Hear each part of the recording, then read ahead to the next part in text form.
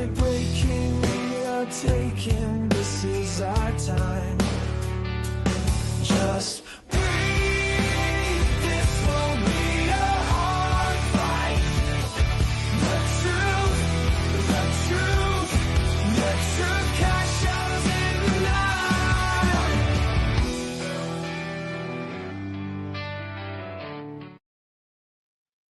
Hello, everybody. How's it going? It's me, Richard. Um, another great week. Everything's going wonderful in my life.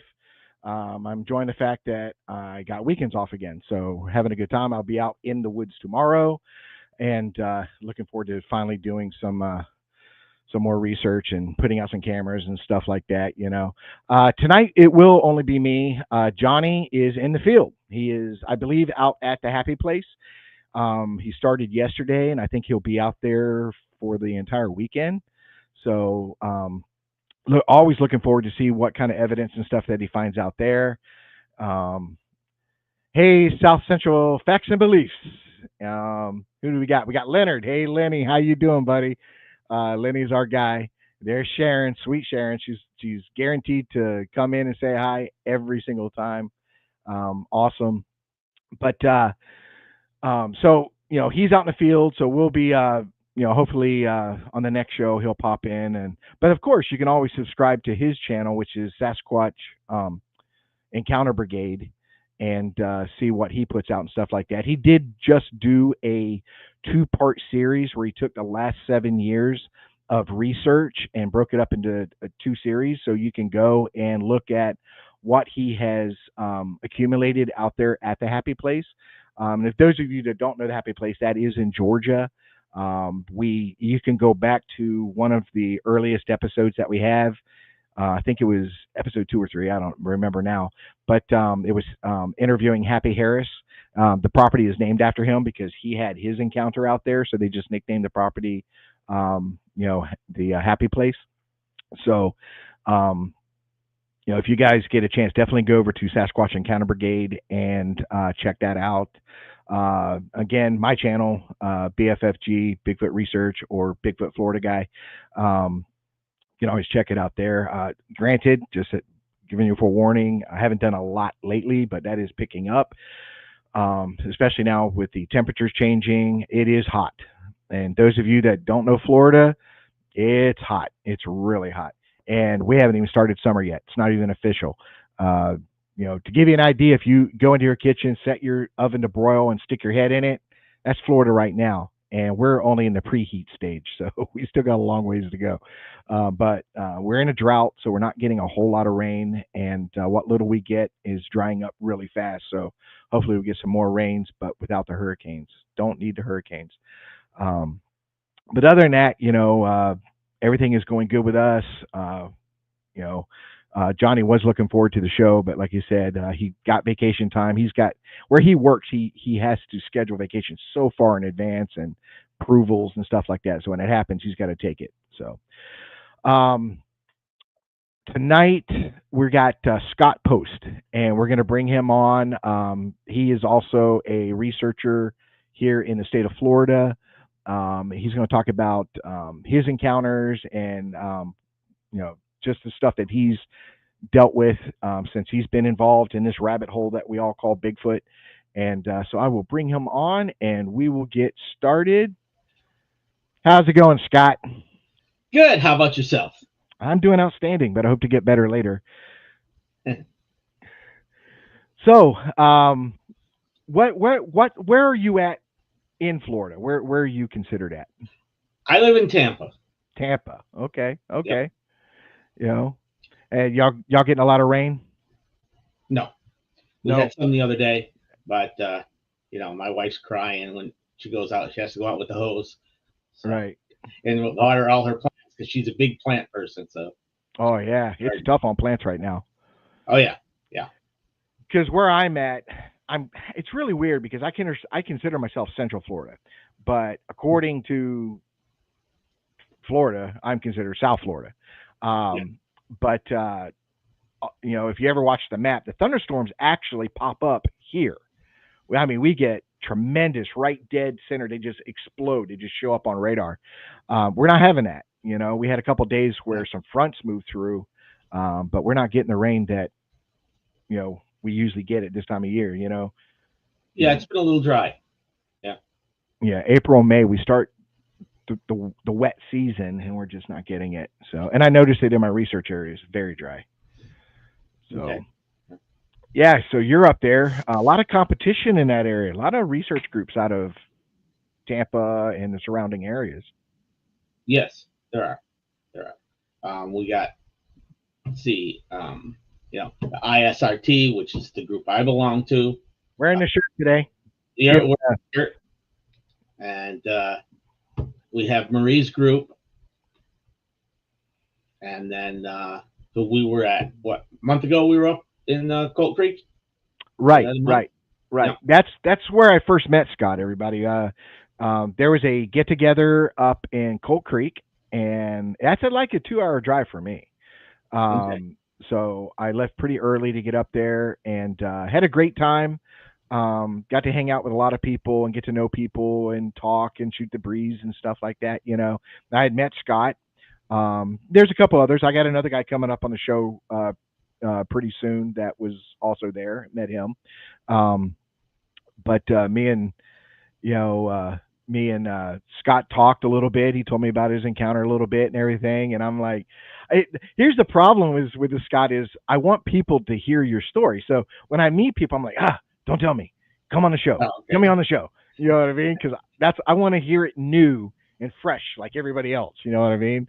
And but we talked and stuff like that. And got an opportunity to talk theories and different things. And stuff like that. So yeah, that was a good time. I was treated very nice, and the biscuits and sausage gravy was fantastic. It was fantastic. Yes, it was. Yeah. Yeah. And what's her name? Ruby. She's a fantastic cook. Yeah. I can always count on her when I see her to make cookies. Yeah, her cookies were good. Yeah. So how long have you been with the ISRT? Since 2021. So okay. 4 years. Good. 4 years. Good. That's the first group I've ever been with. Right. So I met them at the conference in 2021. Oh, okay. In Lakeland. Yeah. Oh, yeah. Right. Because the first 2 were in Lakeland. Right. And then the last 3 has been in Ocala. So. Correct. I kind of wish it was in Lakeland because that's only about a 45 minutes, maybe to an hour drive for me, where Ocala is now a 3-hour drive for me to get up there and stuff like that. So. But the facilities in Ocala are great. Oh, it's fantastic. Yeah. Matter of fact, Dirt Road, he's in the audience right now. I do a live spot for him at the conference. You probably saw me when I'm running around and I'm filming and stuff like that. Yeah.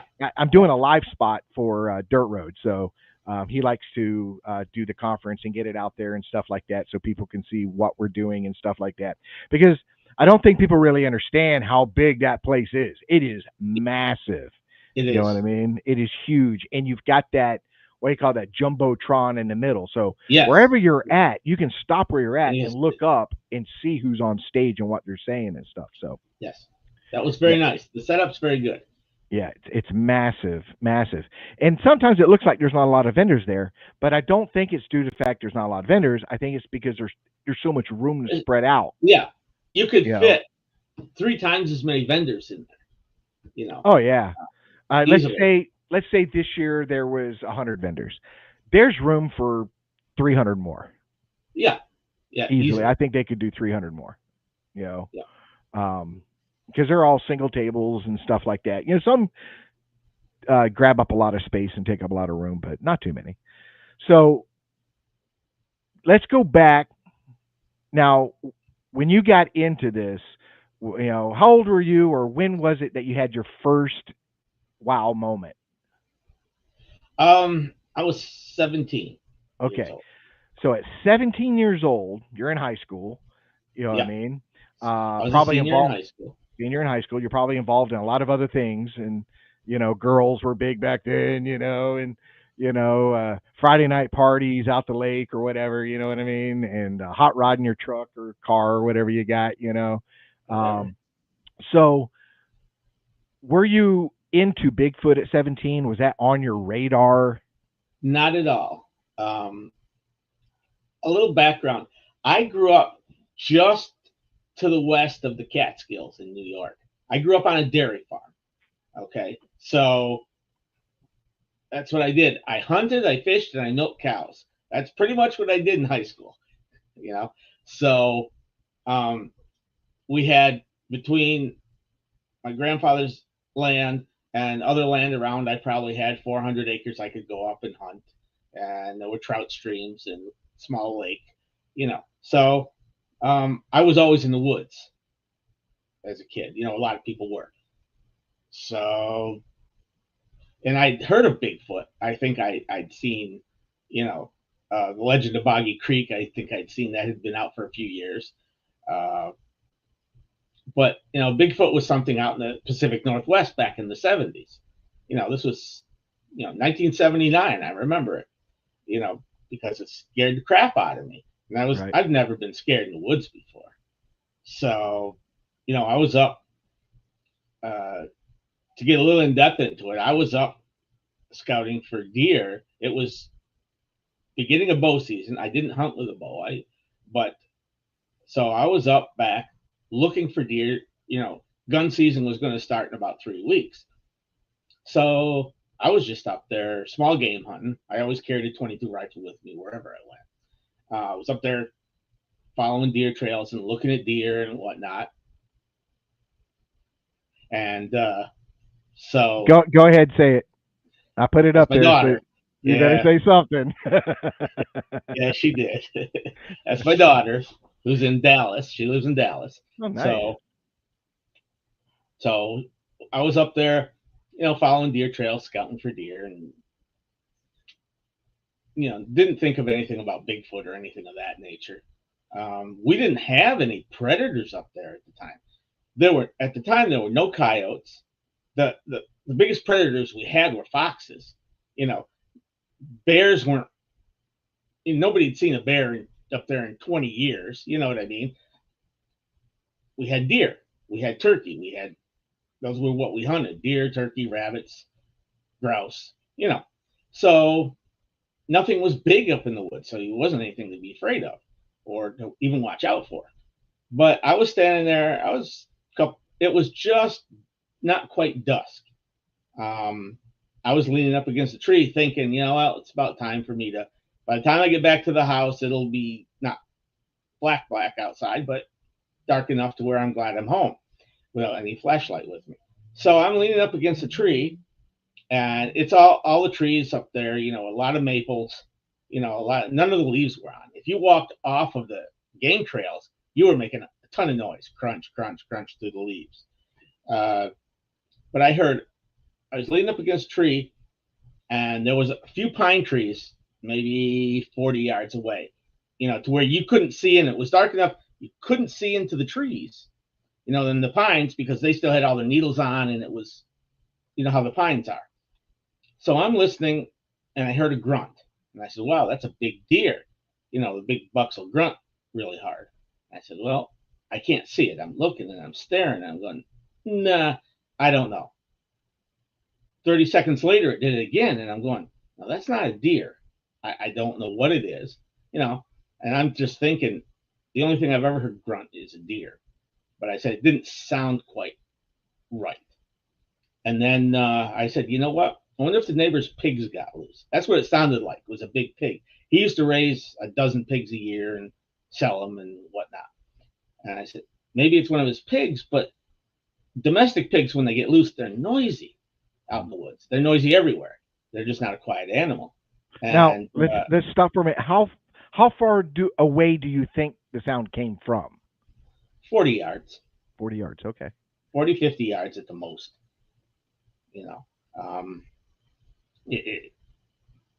But I didn't think anything of it, and I thought it was the neighbor's pig, and I said, okay, if the pig got loose, and we'll go. They usually, if they get loose, which they don't that often, but that's all I thought it was. So I start walking back to the house. I said, well, I'm walking down the trail, and I heard the grunt again. Only this time it sounded different. And that's when I said, something's not right. This is not normal. Whether it's a pig or not, it's not anything I've ever heard. So I said, well, I'm going to go back to the house. I start walking back to the house. I said, I'll get back, before dark, because I was maybe 20, 25 minutes away from the house, you know. So I start walking on the game trail again, and then I think I hear something behind me. So it was like you've heard 100 times. I would take a few steps, something else was taking a few steps. I'd stop, it stopped. And it went on like that for about 100 yards. And I'm not feeling good. You know what I mean? Something's not right. So I had to cross this hayfield in order to get to another part of the woods to walk down the trail, to walk down the tractor trail to get to my house, which was, half a mile away at this point. When I hit that hayfield, I just bolted. I just ran right across the field, and it goes down to a hill to the point where I turned around, and if something was on the other side of the field, they could only see me from about chest up. So I stand next to a tree, and I'm looking through the scope of my rifle, and I can't see anything. I'm going, there's a shadow that moved. No, at that point I'm going, something, I'm being crazy. You know what I mean? I'm scared myself. So I walked back down to the house. Nothing happened. That, whatever that was, 400 yards, 500 yards to the house. Got to the house, and we had company. And so that kind of went out of my mind. Oh, hey, people I hadn't seen in a year or two were there at the house. And I hadn't thought about that for almost 20 years. I graduated high school, go in the military, get out, get married, and living in Florida. And then there was a TV program, and I don't remember what it was. It was in the mid-90s. And they had a section on Bigfoot on. And it had this guy talking about the exact same experience that I had had. Where he called it being escorted out of the woods. And I'm going, the hair rose up on the back of my neck, and I'm going, it's as if he was standing next to me back in 1979, and I'm going, wow, that's when it kicked in. I'm going, okay, maybe there was something to this. So at that point, all my relatives were still alive, so to say, and so I'd heard different stories growing up. So I started collecting the stories that I had heard, of strange, weird stuff that went on. And so I started collecting those, and they matched up to a lot of the data that came out. When the internet became prevalent, I looked stuff up, and it's like, wow, everything that happened where I grew up, people were posting about on the internet. So that's how I really got into it. Back at maybe around 2000, when the internet was really booming, that's when I started getting into this. And the stories I collected were strange, but I honestly think that's what was there. It bothered me at that point. So anyway, that was my first experience. I haven't had a lot of experiences in Florida. A couple of whoops, whistles. I was up with one of the members of ISRT group, and we were sitting there talking, and maybe 50 yards away, a tree fell over. We saw it was a good sized tree, maybe within 10, 12 inches around. Maybe it just fell over, crashed, bang, made a ton of noise. And that's like dead calm day. It could have happened, but he was going, that was odd. And it was odd, just in the middle of it. We just happened to be sitting there, next to the water, next to a pond when that happened. I also saw something one time white. Some people said I thought it was a deer. They said, "Oh, you probably saw a deer," but no, I saw a head, pure white, maybe 4 foot tall, just above the palmettos. It was You up know, in Ocala. I saw something similar. I was out researching, and um, I thought this trail was going someplace, and it didn't go where I thought it was going to go. And I ended up on this road, and it had forest on both sides. And Hmm. so I said, well, I'm just going to take the. I'm going to just. I'm not far, maybe I don't know, a quarter mile from my vehicle. So I'm just going to take the road back to the vehicle and go someplace else where I know I can get further in the woods. And all of a sudden, a rabbit came out and was just running directly at me. Like it did not care. It was in the middle of the road, and I was standing there, Yeah, and it literally ran right past me. And I was like, it's being chased by something. sure. Something spooked this thing and it's trying to get out of Dodge. So there was a little sign on the side of the road. So I got behind the sign and I was getting ready to film, and I could see the palmettos on the left hand side of the road, and there was something about the height, just a little bit above the height of the palmettos, and it was Right. a grayish white, but I couldn't tell what it was. But it was bobbing along, coming down that trail, Yep. and I was with somebody that I kept saying shh, shh, shh, but he's just talking and standing and not listening to me. I'm like, be quiet, be quiet, and all of a sudden it disappeared. So I went over there. I looked around. I have no idea what it was. I only saw like, I mean, not very much of its head, but whatever it was just taller than the Yeah. palmettos, and I don't know what it And, was. So yeah, I and can. I that's what. And somebody told me it was. I forgot what he called them. They weren't Bigfoot. It was. This was. I was up with last November. I was up in Ocala with Kathy Wasserman and her group, and he she was saying, "Oh yeah, my friend tells me what these are," and I just forget the name now. But he said that's probably what you saw because it looked like a big hairy basketball, but it was white, like this color white, you know. right, right. So, but I saw it for maybe a second, and then it disappeared. Um, so I don't know. That was my only sighting in Florida. Like I said, lots of whoops, and whistles, and I think I was growled at once, but I couldn't verify it. But that was at night. We were walking up in the McNeil area in the Green Swamp, but Now you guys go to the Green Swamp area a lot, a lot because I'm not that far away. And then Dave lives in Lakeland, so right? he can, it's 35, 40 minutes for him.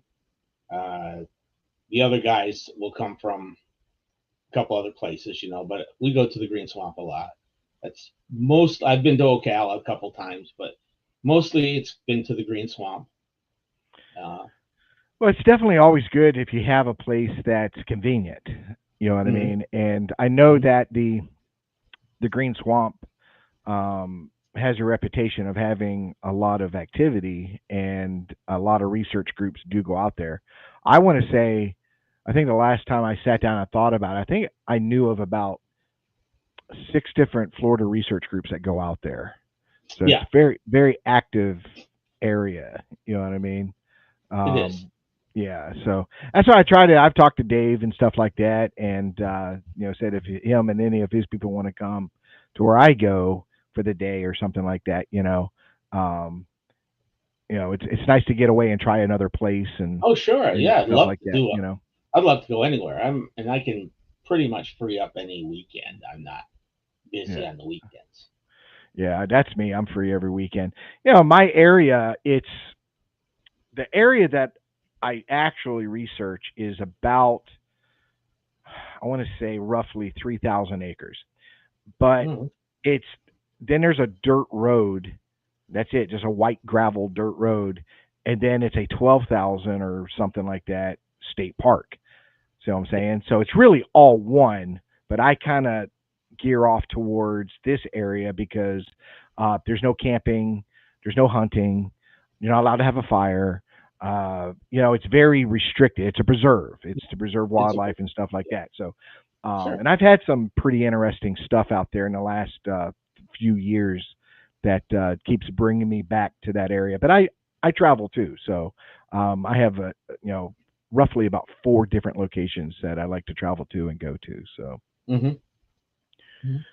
you know, Um, were you able when you're in New York? You didn't do any research while you were up there. It was just incidences while you it, were hunting.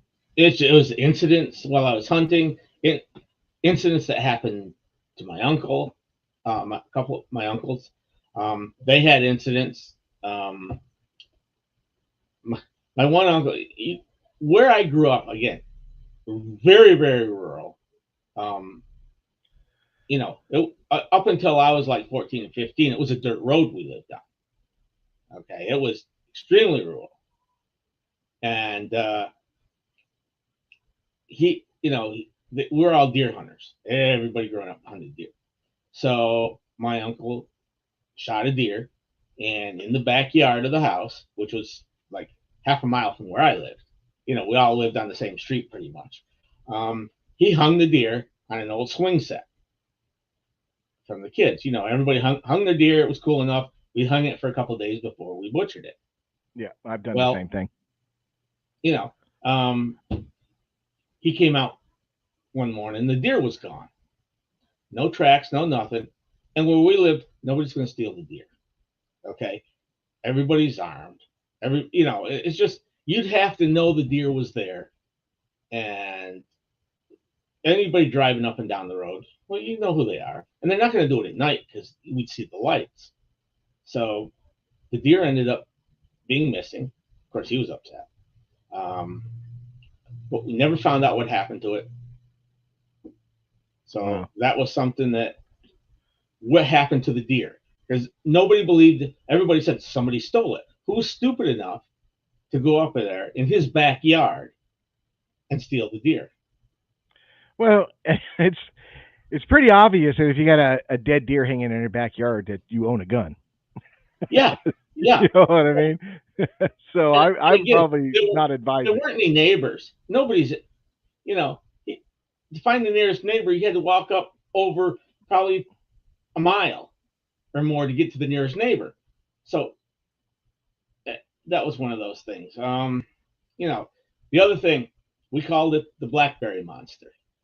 There was this shale um, pit where they used to get shale for the roads and stuff, and but they had abandoned it. So in high school, we'd go up because it was all cleared and there was a little bit of water in the bottom of it. So us in high school, we'd go up, case of beer, light a bonfire, typical teenage stuff for that time, for that stuff.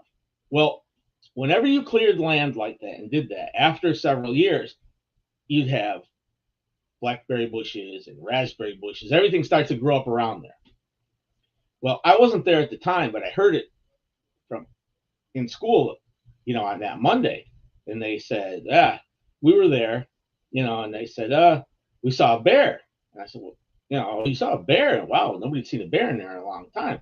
And these guys who had been drinking, of course, they said, yeah, we threw the beer bottles at it because it was eating the blackberries. Said scared the bear so bad he jumped up on his hind legs and ran off.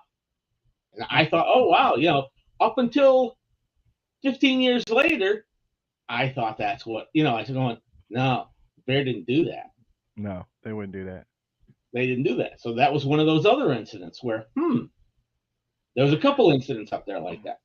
Oh yeah, it's one of those things is when um I had my encounter in 2005 and I was an avid deer hunter. You name it, I owned it. If it Yeah. was deer hunting related, I owned it. And I hunted a lot up in North Carolina and Okay. and down in Florida. I grew up hunting as a kid, starting out with Sure. rabbits when I got my first gun, and Sure. you Yeah. know, so um, once I had my encounter and started diving into this rabbit hole. you start looking back at stuff, Yes, and you and start that's realizing what, because again, like yourself, now I wasn't a non-believer. I was more agnostic. I was right. um yeah, it could, I guess, or well, the wilderness is pretty large. I've never seen it, but no, I'm not going to say it's not there, kind of attitude. And but it was never on my forefront when I went out in the woods. Of course, you always get that creepy feeling when you're walking out there, because Depending, yeah, as I've been spooked by deer, yep. walking out there at 4:30 in the morning to get to my stand before the sun comes up. You spook up a deer, and if you don't think that's a pucker factor of Oh 10, yeah, it try is. it sometime, and and but you go back, and I remember these things. I always blew them off as something natural. You know what I Right. mean? Like, oh, that was what this was, or that was what that was. Like you said, grunts. I would Yeah. hear grunts, and I would hear different things. And the thing is, when you're deer hunting, you don't move a lot. It's mostly just Right. your eyes. So if you hear something behind you or to your right or left, you really don't turn to look to see what it is. You just kind of turn your eyes as much as you can, but and then you try to justify whatever it is that's making that noise. So Sure. I get it. You get out there and you're like, I don't know what that was, but it was probably, like you said, a deer grunt. I caught Yeah. one. I was putting up trail cams a couple of weeks ago, and I caught it on audio where I'm sitting there putting up a trail cam, and you hear that loud cough of a grunt Yeah. of a Yeah. deer. Deer. And it what didn't see, now you start paying attention to more, and I'm Yeah. like, deers do that. They do. And I film a lot of deer when I'm out there. If you ever watch my videos, I come across deer, and I love to film deer. Um, but they usually do it if you're a threat. Yeah. You come too close, or they see you as a threat, and they'll stomp that foot, and they'll blow out. Oh, Yeah. Yeah. Yeah. Well, I was putting up the trail cam, and it's very clear. It's in the video. You can hear it. And later, as I'm thinking, and I blew it off. I said it's probably a deer, but when you're there, there's a open like sawgrass. It's a swampy area that's dry now. So you have that brown grass that grows Yes. about 2.5, 3 feet tall. But Yeah. there's no tree. There's one tree in the middle, but you got this swampy area, and then there's a tree line about 100 yards away. Okay. Well, the noise Hmm. came from that tree line. So it wasn't until I started really analyzing what had just taken place, and I'm like, that might not be normal, because if I'm over here fiddling around putting up a tree stand, that deer knows I'm not a threat. Yes. It wouldn't True. do that just because it saw me. Deer see me all the time out there, and they don't Hmm. grunt at me like that. But Yeah. whatever it was, grunted. Now it was either it's still a deer, and there was another predator that it was more focused on, and it grunted, which is a Hmm. possibility. Um, or it was something altogether different than what I'm imagining being a deer. So, those are the things that happen, and those are the things that, as researchers, and you're a researcher now, you're getting out in the field, and you're Sure. focused on the evidence, and you're looking at it. Those are the things that we don't claim. We won't say that was a Bigfoot. Did you hear that? That was a No. Bigfoot. No. You You, know, you can't but say that. Yeah. yet it's one of those signs that says, let's take a moment and let's pay attention. Let's see what happens next, or if it happens again, or luckily for me, I was running, I was recording at the time, and I was able to catch it. And you're hoping that one of you, especially when you're in a team, somebody's running audio at the time or something like Yes. that. Yeah. Um, so, uh, you know, it's one of those things when you're in the woods, like you said, you hear these things and you go, what was that? Because now you second guess everything. Yes. Yeah. And I do that more so now than I did before. You know, as far as second guessing, but I'll never tell. I'll never say, "Well, I know that was a Bigfoot or that was a Sasquatch." Well, how do I know? Did I see it? No. All you did was hear it. Animals make all kinds of noises, so Oh, you don't know if absolutely. it was a deer or, I mean, you know, raccoon will scream. If you ever hear the raccoon getting those two of them getting a fight, oh my god, you know, Oh, I'll tell you you what's think, worse than that. ooh, I'll tell you what's worse than that. Y'all what's that? all pay attention to this. Everybody watching the show, pay attention to this. I'll tell you. So, me and another guy were camping in this one area that we enjoy researching. Very creepy area. Very creepy area. And so I'm standing at the tail end of my truck, and I'm just messing with the gear and getting things organized. And this I forget how late it was. It was dark. I mean, it was, I want to say 10 o'clock at night. I don't remember. It was a couple years ago, but it was late. And he decided to go for a hike. He's got bigger balls than me to go out. Sorry, ladies, that he's going to walk away at night. See, I don't like to go in the woods at night because I just can't see what's out there that may hurt me. Um, I'm not talking Sasquatch. There's so many other things. Yeah. Oh yeah. Um, Yeah. Yeah. but he had a flashlight, and he got so far away I couldn't see the flashlight no more. Okay, so he was pretty far. So even if he was in the woods, you see the flashlight through the trees Sure. and stuff like that, ricocheting off the canopy. He was beyond that. I couldn't see him. Okay. Now he might have shut it off. I don't know. I just know I didn't see him anymore. So I'm sitting there, and all of a sudden, these screams come out, and it is horrifying. It literally sounded like two chimpanzees were just, they were either beating the crap out of each other, or they were really Yeah. liking each other. Something was going on, but it was That was good. loud. It sounded like it was right here in my face. Scared me so bad, I spin around because my back was to it. So my mind automatically is, this monster's coming out of the woods to grab me because I'm only Yep. maybe 40, 50 foot from the tree line. And all I Okay. thought was, I'm going to turn around and there's a monster grabbing me. But it was horrifying sound. It just scared the crap out of me. So I spin around and I go to actually pull my gun. It was that Hmm. scary. Yeah. And my tent, I parked my truck right by my tent in case I need to get Hmm. out and grab anything and get back into my tent at night. And I tripped over the lines holding the tent down, you know, Yeah. and so I fall, I bust my butt. So now I'm laying on my back, gun aimed at the wood line, and I'm trying to get up, but a gut like mine doesn't get up that quick. So I was having a hard time getting up really quick, and so I'm freaking out, man. I mean, it scared the crap out of me. It didn't, and then I hear the other guy coming, and literally the words came out of his mouth. He goes, "Hey, I need and he was about to say confirmation, Yeah. and he heard it from wherever he was at. What? See Wow. what I'm saying? Remember, because I didn't see him Yeah. anymore, Yeah. so I wanted to say he was at least, I don't know, 100 yards away at 100 least. yards away, probably. Yeah. And he was back Johnny on the spot. He said it was so loud where he was at, he felt it. You know what I mean? Because it was loud. So he runs up. We're both standing there looking at this tree line, and it goes off again. And we're like, "Holy crap!" Really? So we grab our flashlights. Now I have a flashlight that will light up the moon. I mean, it's a powerful flashlight. And Yeah. so we blast the tree line. We start walking into the forest to find out what this was, and it was Yeah. two barred owls in a Oh. tree, Yeah. either liking each other or disliking each other.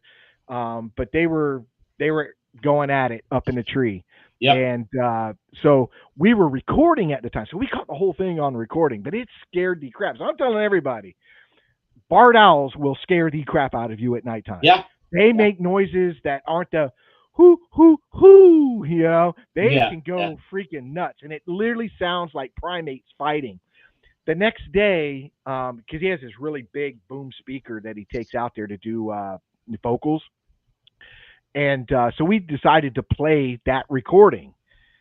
And as soon as we played it, barred owls came out of nowhere and Yeah. started coming into our area to find out who's here. You know what I mean?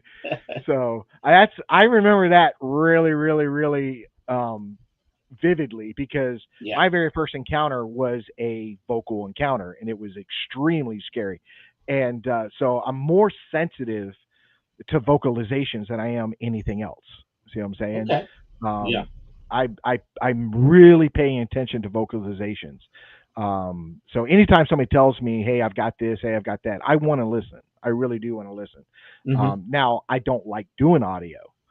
I don't know how your team works, and I'm not on a team. I'm an independent, but um, when I think team, I think a group of guys, and everybody's got a task. Sure. Everybody's got a very specific job. Like this guy, he's videoing. That's his job. He's documenting everybody's there and what evidence is found. Then you got a guy that said he's strictly audio. Okay, he's constantly running audio. You know what I mean? So we always know there's audio running. Or there's a guy that he does the documentation. So like me, I carry a logbook and Yeah. I log the day. I log the temperature, the wind, what time of day. Then I talk about what equipment I'm using. So I can always go back to that date and remember that date on what I used that day and what happened and stuff like that. Hmm. So if it was a heavy activity day, I might want to return at the same time next year type thing. See what I'm saying? Yeah. Yeah. Um, Exactly. and then you have a guy that's your pack mule. He's carrying the extra water, the casting material, and stuff like that. See what I'm saying? So when I think team, that's what I dream of as this would be. Well, we all have a when we go out, we always everybody has one person will usually have a thermal or two. Dave has a couple of parabolics, that he'll set one up in camp, have it running all night, and then he'll take one with him. Um, I have a little recorder I clip on my shirt, and then I always, I have night vision. Um, so Well, everybody's got a little bit of everything. yeah, and I tell people all the time is there is no um, one piece of equipment that's your No, go. It handles everything. The best no, equipment you can have is your phone. That's I tell everybody yeah, that's that's number good. one because you could do multiple things with that: photographs, video, and audio. Bam. See what I'm saying? Hmm. But you've seen me. I Hmm. wear a lot of equipment. I'm carrying a lot of stuff. I got a backpack, I got a chest rig, and then I got a leg thing, that I wear to like a pouch that goes on my Yeah, leg. I'm one person, and I still can't carry everything out there. You know what I mean? yeah, I'm yeah, run. My backpack's around 20 pounds with equipment. yeah. I can't carry casting material in a gallon of water either. True. And it's you know, uh, so if you're by yourself, sometimes it's hard. You know, um, and you can't have all the equipment. Equipment's expensive. Good equipment's expensive. You know, um, it, so you have to piece piecemeal it kind of. You have to save up. Like hey, you know, all right, I've got enough to buy this, after a couple months or 6 months Well, later, I can buy this. And oh yeah, absolutely. And I tell people all the time, start small. I tell people yeah, all the time, stay in your budget. budget, right? Okay, I would love to have one of the best flare night visions out there at three, four, $5,000. Oh yeah, Okay, I'm but not do going to I spend. want to Yeah, take a small loan out to and pay for that, or yeah. can I get this piece of equipment that will do what I need to do for Hmm. $1,000? See what I'm saying? I Yeah. tell Oh, yeah, people all the time absolutely. because I get that question, about equipment, and I'm like, create a budget and stay in that budget. Say, no Yeah. matter what I need, I never surpass this amount. See Correct. what I'm Yeah. saying? And technology is getting so much better now that And it's starting prices to come down in price a little bit. Yeah. absolutely, absolutely, and you can get things that are really, really good, like Dirt Road. Me and Dirt Road. That's how me and Dirt Road met because I had gotten the Akaso Seymour 200. It's a night vision AI operated night vision camera, and Okay. the the thing is phenomenal. Okay, it zooms to over 1,000 feet. Oh Um, wow. you can do full color at night. Okay, I can see you at 500 yards away and tell you exactly what color shirt you're wearing or what color hat you're wearing and stuff like that. Yeah. So it's a fantastic thing. cost me, well, I kind of got it in on a deal. The company was just starting out, and it was more like a test thing, kind of like a beta Hmm. thing or whatever. And I got it for, I think the total amount with the camera, extra battery, SD card. There might have been something else in there. I can't remember, for 200 and something bucks. See what I'm saying? Now, once the company was successful, the price would probably go up. But I don't ever see it going up as high as Flare. But the thing is phenomenal. The thing works Hmm. great. You know what I mean? And I can do regular night vision without IR. So, those that are in the camp that Sasquatch sees IR lighting, I can do it regular black and white night vision with no IR. But if I want to see Hmm. further or more, I have 7 settings of IR. Seven. Wow. Okay. And Good. then I turn around and add to it because I carry an IR flashlight. So now I open up everything else, because I personally don't care if Bigfoot can see IR or not. I just want to see him. Yeah. Yeah. you know, Exactly. Yeah. Yeah. That's always been a good question. How they avoid the cameras so much. it is, and maybe. I tell you, it was today. Matter of fact, I don't know if any of you guys watch the news or whatever. I was watching. I'm not going to promote any particular news channel or anything like that. Um, but I was watching a particular news channel, and they just in China just came out with contact lenses for people, for humans, that you can see IR. You can now Really? you can see IR with these contact lenses. So Hmm. I was talking to some of my coworkers, and we're like talking. I said, "Dude, I would want to." He goes, "Why would you want that? You see IR and blah blah blah. That'd be irritating." I said, "Not in what I do. Not in what I do. I Exactly. Because you can just Exactly. imagine if you had those contact lenses in, okay, and you're Hmm. in the woods, you Hmm. should be able to see those trail cameras as well. All right. See what I'm Yeah. saying? And that would open up to, and maybe if we can see IR, because we can't see IR, but Right. now that we can with these contacts, maybe we can see eye shine better, or who Yeah. knows? I mean, who knows what opportunities will arise? You know what I mean? And yeah, the technology is getting to the point where, uh, you know, it's very good out there. A lot of the stuff, compared to even 10 years ago, some of the stuff is really much better. Yeah. So, And I've got so much equipment that I have to be very, very picky on what I'm taking, um, depending on what I want to do. You see what I'm right. saying? Yeah. Because I just can't lug it all. I just can't, No, of course not. Yeah. So, and I'm just saying, if there's anybody out there, I live in Central Florida or South Florida, whatever you want to call it. I'm in the center of the state. Um, I am looking if there's somebody that would like to go out with me. I wouldn't mind having one other person on a regular basis coming out with me. It would definitely help lighten the load a little bit. So we had Brian Darcy on just recently. He's gone out with me, um, and he's been great. We have a good time when he goes out, and he likes that research area. So if you guys ever want to come out and go to it, um, I think you guys would enjoy it. It's beautiful out there, very beautiful. You know. So what type of equipment are you using as research? What are, even as a team? What are you guys seeing, and what are you guys using as a team? Well, Dave, not Dave, but Willie has a good um, flare.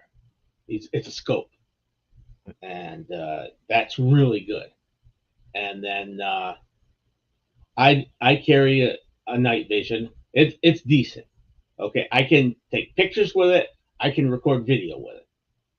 You know, um, it's only good clear for a little over 100 yards, maybe 100 yards. Otherwise, once you get past that, you can see eye shine, and that's pretty much it. But I've gotten some decent pictures of other animals. No, no squatches or anything, but deer. You know, uh, I've got them at 30, 40 yards. I don't even think they knew I was there at the time. I Right. mean, it was pitch black outside, and I just heard something, so I turned the night vision on, and there's a deer standing there, and he didn't know I was there. He just kept walking. He had little nubs of a horn about this long, Little and he cow just kept horn. walking along. Yeah, Yeah. So this was last year, but we have recorders, the night vision, some of the infrared. You know, that's pretty much it. Um, Yeah, I'm one of those I ones. don't. I got a hodgepodge of pretty much everything. You know what I mean? Yeah, I'm pretty prepared for whatever may happen or whatever I may need. I have some level of that piece of equipment. But like you there's said, more it takes equipment I want time. to buy. Yeah, there's more equipment I want to buy, but I have a budget. I say I just set aside a certain amount every month. I get I was in the military. I do get some money from the military. I'm not retired or anything, but I get it because I worked around airplanes for 4 years. They gave me some money for hearing loss. Right. So that money, 100 and whatever, $60 a month, that is for Bigfoot research. That's it. Doesn't Right. go to anything else. It gets saved up in a separate account.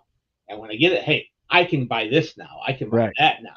You Right. know, and that's what I save that for. So it doesn't come out of a household budget at all, which is nice for me. Right. I bought a camper with it. I've got 2 or 3 tents. I don't really promoting this kind of, but I bought one of those instant tents. You saw it's the one I had when I was camping with us. I mean, it took me 2 minutes to set that tent up. You I pull it up, have a and 13 by 9 with a yeah, 6.5 foot ceiling yeah, that I can put up and be done in 2 minutes. yeah, and that's what mine is. Mine's not that big.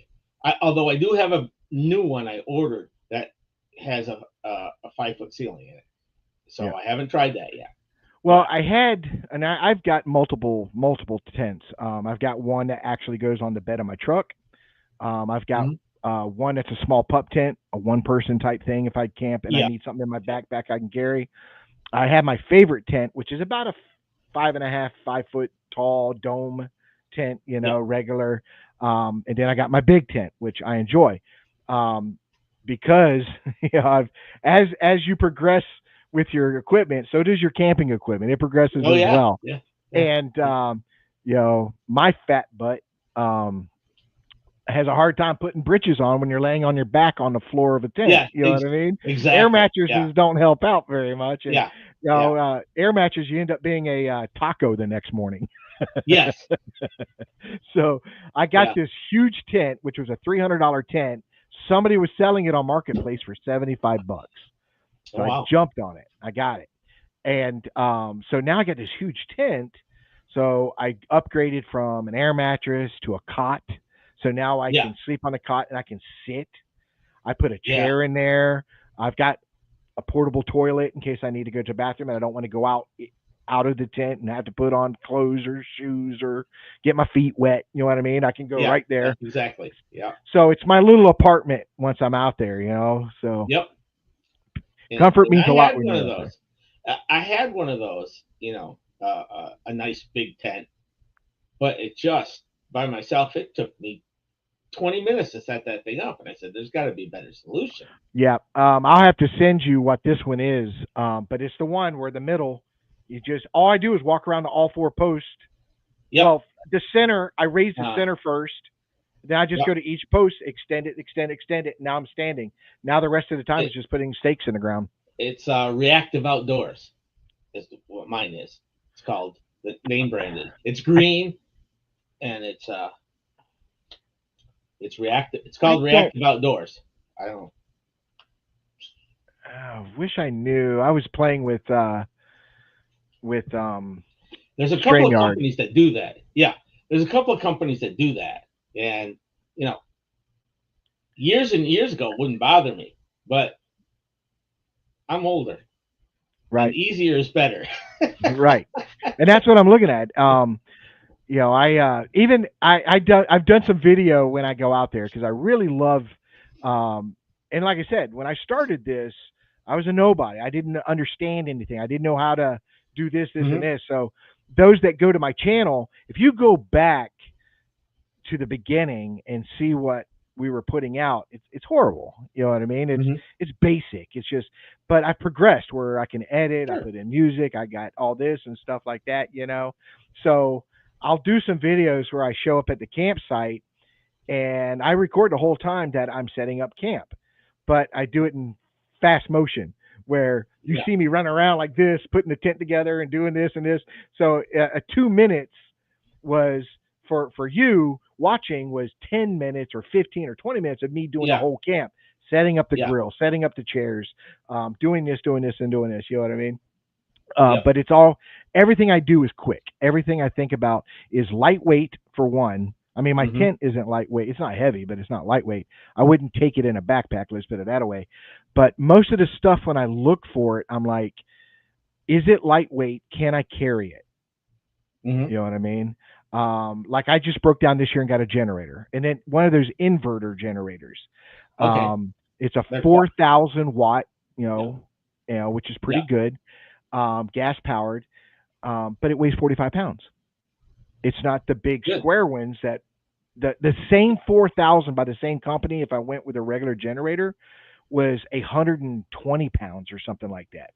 Yeah. But you got this inverter generator that's 45 pounds. Well, that's easy to load in and out of my truck. You Sure. know, I have a solar generator, and I like that. I bought a new one, and so it's been. I haven't used it outside yet, but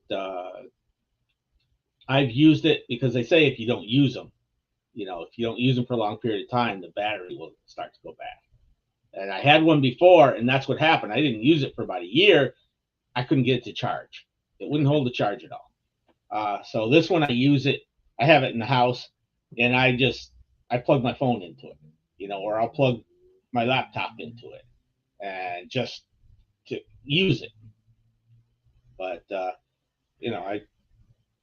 I like it because I put that in the camper because I've got a fan. My camper's homemade. It's not something I bought. It's homemade, which is really nice. It's got 2 foot of ground clearance. oh wow, So it was an old military trailer, and I bought it from a guy. He had welded a metal frame around it, and then he just decided not to finish it. So and the metal frame was an inch thick, so I put inch. I got insulation. The whole thing's insulated with inch thick insulation. The okay. ceiling's got 2 inches of insulation on it, so it stays. It's quiet. I can't when I'm in there at night. I can't hear what's going on outside. It's got Mm. windows. He did put windows in it. Those crank like mobile home windows that are Right, for right. kids and everything like that. So it looks good. I mean, it looks homemade, but it really looks good. There's a ladder I have to climb up in. It folds up into the side and then folds Right. down. And but I No, there ain't built a nothing wrong with that. bed. No, I like the Nothing. ground clearance because I see a lot of these have 6-8 inches of ground clearance and they bang and stuff all the time. And or I could if I have to go over a 6 or 8 inch stump, it's not touching. You know, Right. uh, so I like that. I built a bed. I built a table in there.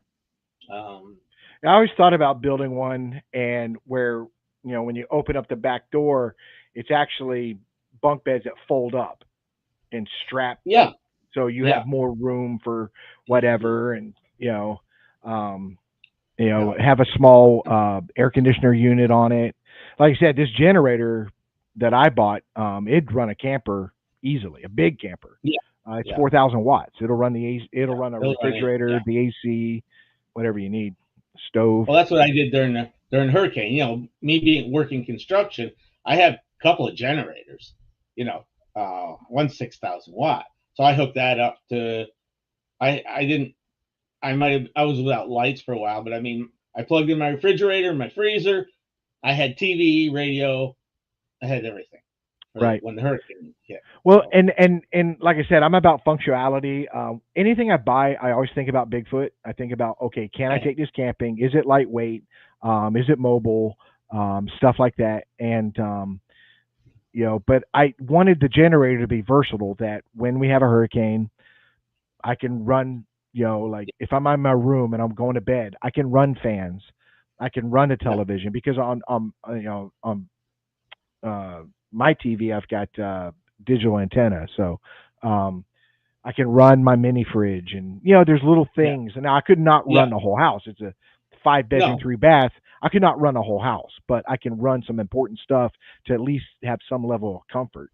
sure. And like I was running my computer, so I did some business. Even though the hurricane came through, I was still reading some emails that were coming in from different areas and doing all that. And and we ate. I didn't hook up the stove, but I mean, I had a camp stove. It's like, we were just camping we were out of power for 4 days. We just camped. That was Right. all. That's fine.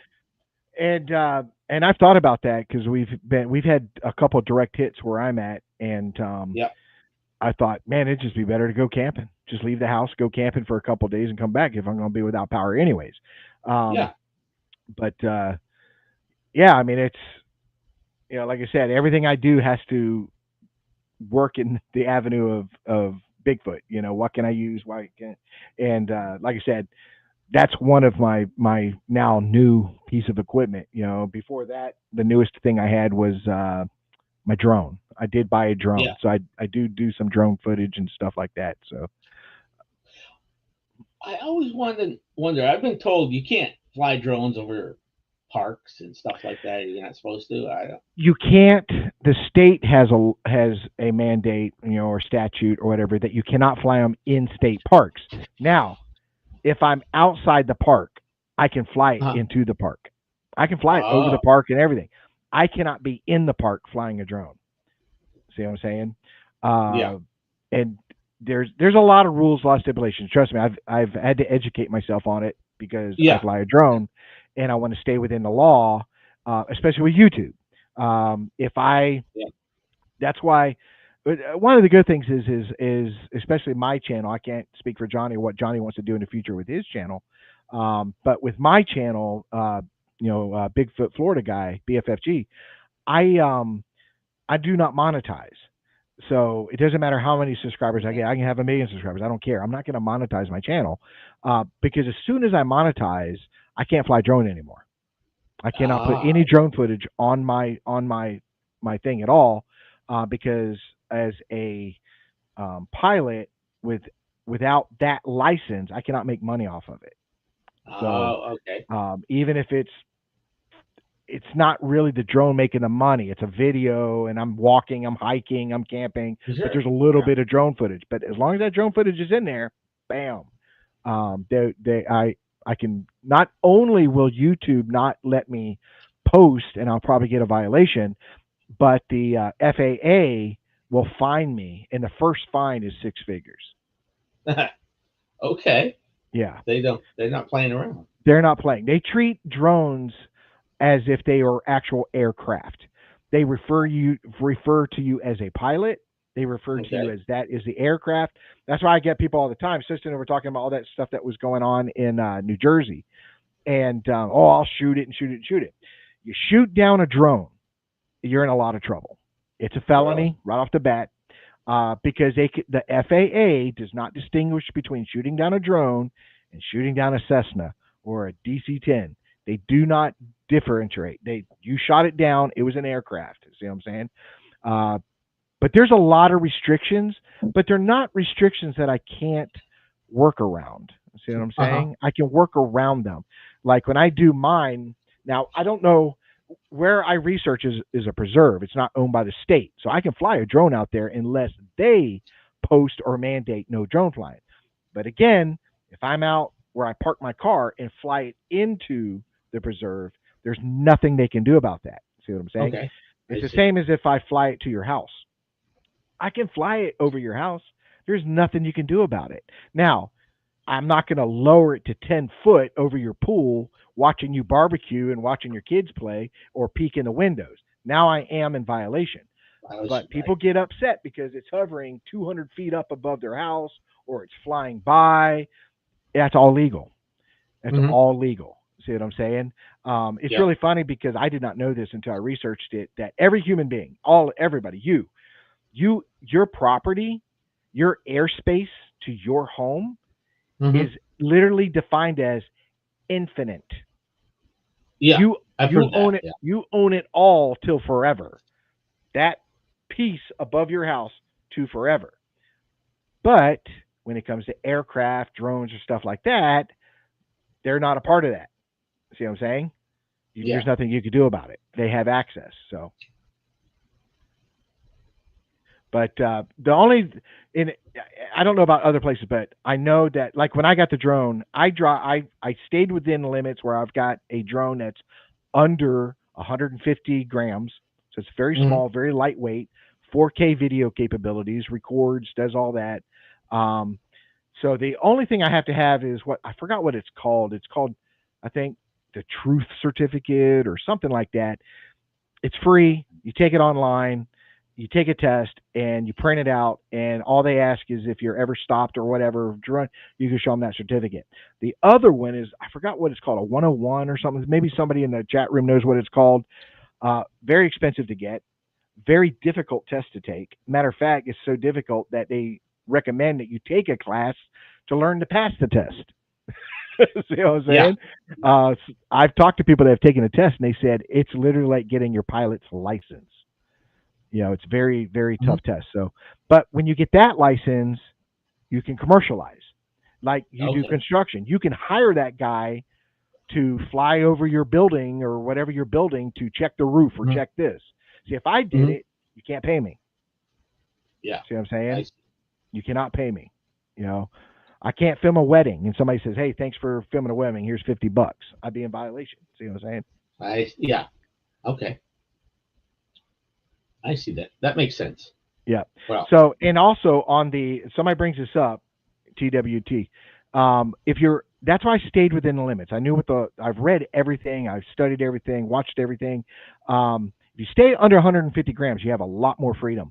If you go Okay. above that, like you said, it says drones must be registered with the government.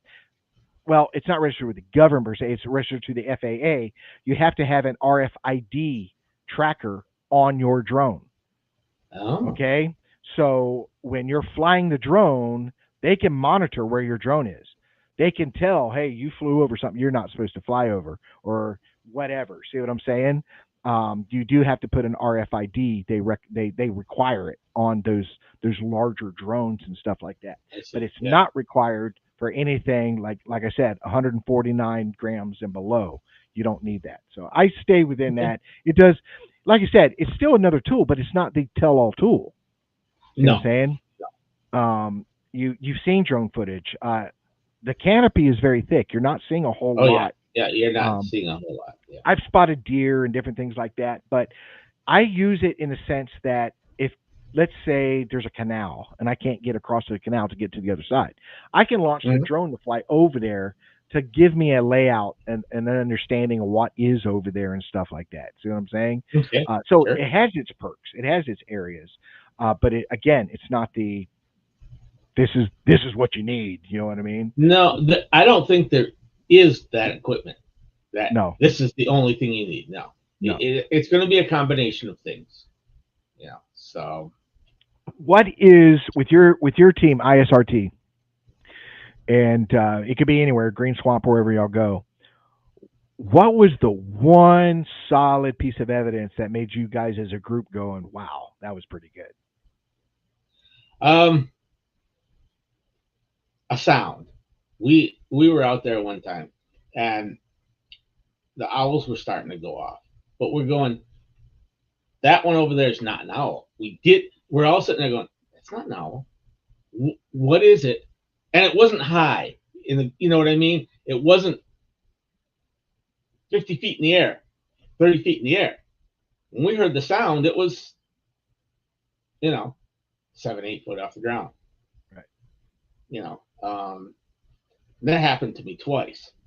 Uh, One time I wasn't by myself, but there was a couple other people camping. It wasn't with the group, and the group came up the next day. We were having a,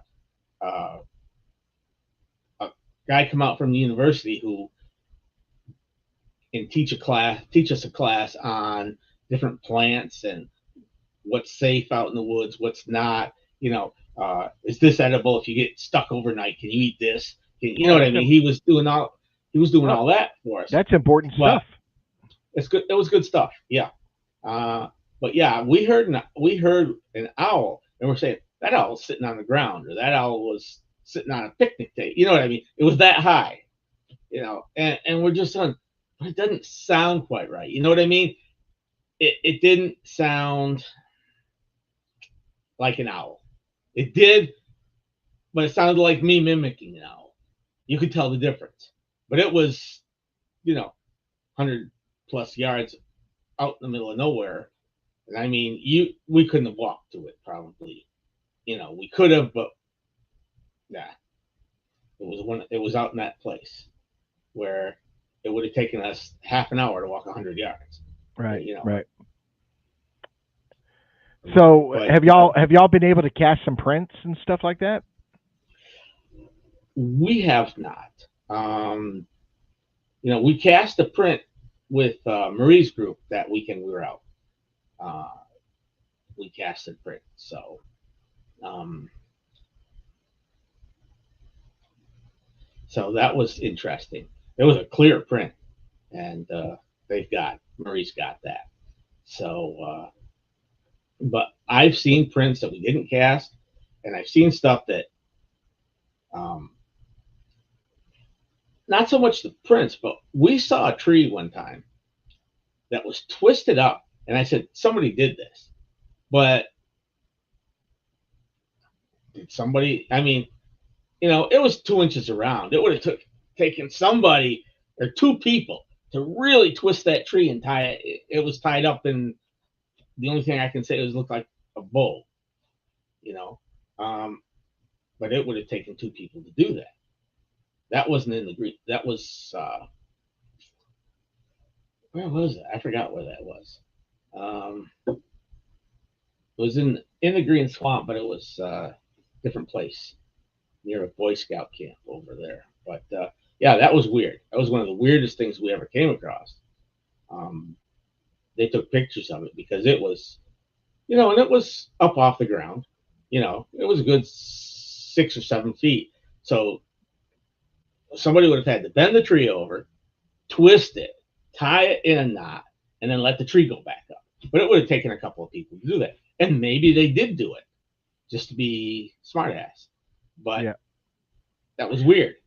Yeah, and that's the thing is people, especially like I said, in the Bigfoot community, and like I said, I've said this earlier, I use the term community very loosely. What I can tell you is um, the Bigfoot community is very hostile. We talked about that earlier. I know. Everybody wants to bicker. Can't we all just get along? Everybody wants to bicker. Um, and they wonder why we're secretive of where we go and what we're doing and stuff like that. But it's mostly because of Mm-hmm. somebody hoaxing, somebody going out there and Yeah. creating something, knowing that we go out there and we're probably going to end up finding Yeah. it at some point, and they can get a big chuckle and say, "Ha ha ha! I created that," or whatever. I got a video of me building that, and here you are, claiming it. See what I'm saying? So Yeah. that's why, you know. And I understand that in some of the more frequented areas, but like where we saw this thing tied, it wasn't on a trail. I mean, it was, you know, 60, 70 yards off any of the trails. I mean, Yeah, unless you were, we saw it because we weren't on the trail, but there was some interesting stuff. Is, oh, let's walk over here. There was a bend in the creek, and we were walking through some dense, thick stuff. And it was like, oh, wow, look at this. So nobody knew we were walking over there. You know what I mean? It wasn't right. like it was 10 feet off the trail and 30 people walked by and see it. This was actually, it took a lot of work to walk over there. That. Yeah, and that's like, and you try to go as far as you can, because if Hmm. they're going to hoax me, they're going to have to hike pretty good. They're going Yeah. to have to hike, Yeah. and and I look for things that as a investigator, as a researcher, whatever term people want to use. To me, they're all the same. It doesn't matter. Researcher, investigator, doesn't matter. But I try to disclaim as much as I Right. do anything else. And if I look at it and say, could a person actually do this? And if the answer is yes, then I must assume that a person probably did. Um, Now, if Right. it's a structure and it's made with 300-pound portions of a tree, and I'm like, I mean, I'm not a little guy. I'm 5'10", 215 pounds. I would have an extremely hard time building a structure with these logs. Then now I'm thinking, okay, now I got to look at any natural causes that could have caused this to happen. Right. And you start narrowing things down. You know what I mean? Right. But I'm pretty good at looking at something and saying, probably somebody did this, especially structures. Um, Yes. you've seen a lot. You're like me. You Yeah. see Yeah. a I've seen lot, a lot of them. and you Yeah. see these people post these things, pictures and all sorts of things. You on Facebook and Instagram and all these other places, and you can look at it and go, okay, I will tell you straight up, somebody made that. That was Hmm. not Bigfoot. Somebody made that. Yeah. They'll say, oh, this is a Bigfoot house. Okay, well, the door is 2 foot tall, and then how is something that's claimed to be 7 or 8 feet tall and weigh 1,000 pounds gonna sleep inside that? See what I'm saying? He couldn't even sleep in it Hmm. standing. See what I'm Yeah. saying? So Yes. no, I don't think it was a Bigfoot thing, and stuff like that. Then later you find out that not far from there is, like you said, a Boy Scout camp, and they might have been building something for a patch or something like that. Because Sure. I used to have to do certain things when I was in Boy Scouts to earn certain patches. Sure. And you, Absolutely. yeah, and you never tear it up; you just leave it. Yeah. And Yeah. so you have to narrow that down. Now, my thing is I like arches, but I'm very particular about what arches. Okay, it has to be held down by something or shoved into the ground. If it's just a tree leaned over and it's just leaning there, I disregard it. Okay, we Okay. get hurricanes, we get Oh yeah. different things that could cause the trees. Trees can get some sickness that causes them to droop, stuff like that. But I'll find one where you have a tree, a tree, a tree, a tree, and then one tree is wound Yeah. between all those. Well, the wind didn't take a 20-foot sapling, and that is a Hmm. sapling. 20-foot pine tree is not very round Right. um, to blow it back and forth where it's weaving through these trees. It's just impossible. So I did it in a video, found an exact same replica, literally 2 feet from that sapling. And like I said, I'm 215 pounds. I couldn't bend this tree. I couldn't, Hmm. and so it's one of those ones where you're like, okay, what did this? What made this sapling bend over? And that's what's holding it down is Right. being wound through a line of other saplings. But it's Yeah. the only tree that's been over. Those saplings are standing tall. All the other ones around it, they're all about the same age. They're all about Age. the same Right. size. But just that one, and that's raises a flag. I need It to check does. this out. I need to check Yeah. it out. You It know, does. Yeah. I I found get them with, tired. huh? I said, yeah. I've seen that where they'll post and every time they go out, oh yeah, see, the pareidolia, where they see a Oh, Bigfoot behind everything. That drives it's me rampant. nuts. It's rampant. I am so tired of pareidolia and blob squatch. I am so tired of it. And being in this, you get a lot of that. People send you Yeah, you stuff, do. or people, stuff. They know as a researcher and as a podcast host, I'm on a lot of these channels. I'm paying attention to what people are saying and what they're doing and stuff Hmm. like that. Sure. And it's so sickening sometimes. Like I'm like, I can't believe this person's claiming that. That's just ridiculous. Um, I have this is I have an S22 Ultra. Okay, Hmm. Yep. this thing probably has the best camera known to the world. Okay, I can see people walking on the moon. I mean, this camera zooms and it's amazing, and it's clear. Hmm. It is not digitized. There's no pixelation. It is clear. Clear. We are in 2025. It is. I'm seeing people with blurry, um, pixelated pictures, but claim that this thing was only 100 yards away. Yeah. Okay, and Yeah. that's I agree that with you. that makes no sense. Why it's 100? What are you still using a flip phone? See what I'm saying? It's Yeah. impossible. There's just no way. Yeah. Everybody is using either Android or iPhone for the most part. Right. It's either some sort of Android, a Galaxy or whatever, Hmm. or it's an Hmm. iPhone. And even though I'm not an iPhone guy, it's got a decent camera. Why are these pictures pixelated? Don't send me some pixelated stuff. I'm just throwing it out. That's why I don't do pictures. I do film. I do video all the time. Hmm. You know, because I think if you catch this thing in motion, you answer a lot more questions. Yes, you do. You Yeah. know, And that's why I like the Patterson Gimlin film. You know, I I think that's real. I absolutely I can't see where when they enhanced it, done the muscle tone and all that. I said, man, that can't be a guy in a costume. I just don't believe it. no, I'm 100% and a believer in the Patterson Gimlin film, and it wasn't the film itself, okay, that made me a believer because I was like everybody else. I was on the fence because you hear all these Right. different things and stuff like that, and now you got all these conspiracies of there was a Bigfoot massacre and Yeah, and all this other I stuff. heard that. Yeah. um, First of all, who cares? You're not going to prove that. I don't believe it happened, No. but you're not going to prove it. Let's focus on the film itself. I think there's who the person that made me actually break down and say absolutely was a lecture by Jeff Meldrum on Hmm. strictly the mechanics of that film, starting from the foot, and he worked his way all the way up to the head, and how everything worked so precise, and how everything was. And I walked away going, "There's no way you could have watched that lecture and not believe that that film is real." You see what I'm Yeah. saying? Oh Um, yeah.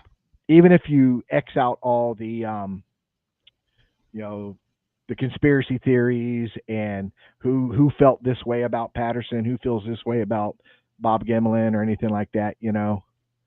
Um, but what I will tell everybody out there, listen, go to the Lazy Cowboy on YouTube. It's called the Lazy Cowboy. You got to check this out, Scott. Okay. This guy took, and he's in Europe. I think he's in Europe somewhere. I have reached out to him. I have spoken to him. I want to try to get him on the show. Um, but he took all the information on the Patterson Gimlin film throughout the last 40, 50 years, Right. measurements, everything. If it was documented, he has that information. When they went out to Bluff Creek and they measured the trees and they measured this to make sure that they were at the right location, he has all that information. And what he did was he put it all in an AI program and recreated the entire Patterson Gimlin film through AI. Now you see it from a 360-degree view of Hmm. where she was standing. What was she doing prior?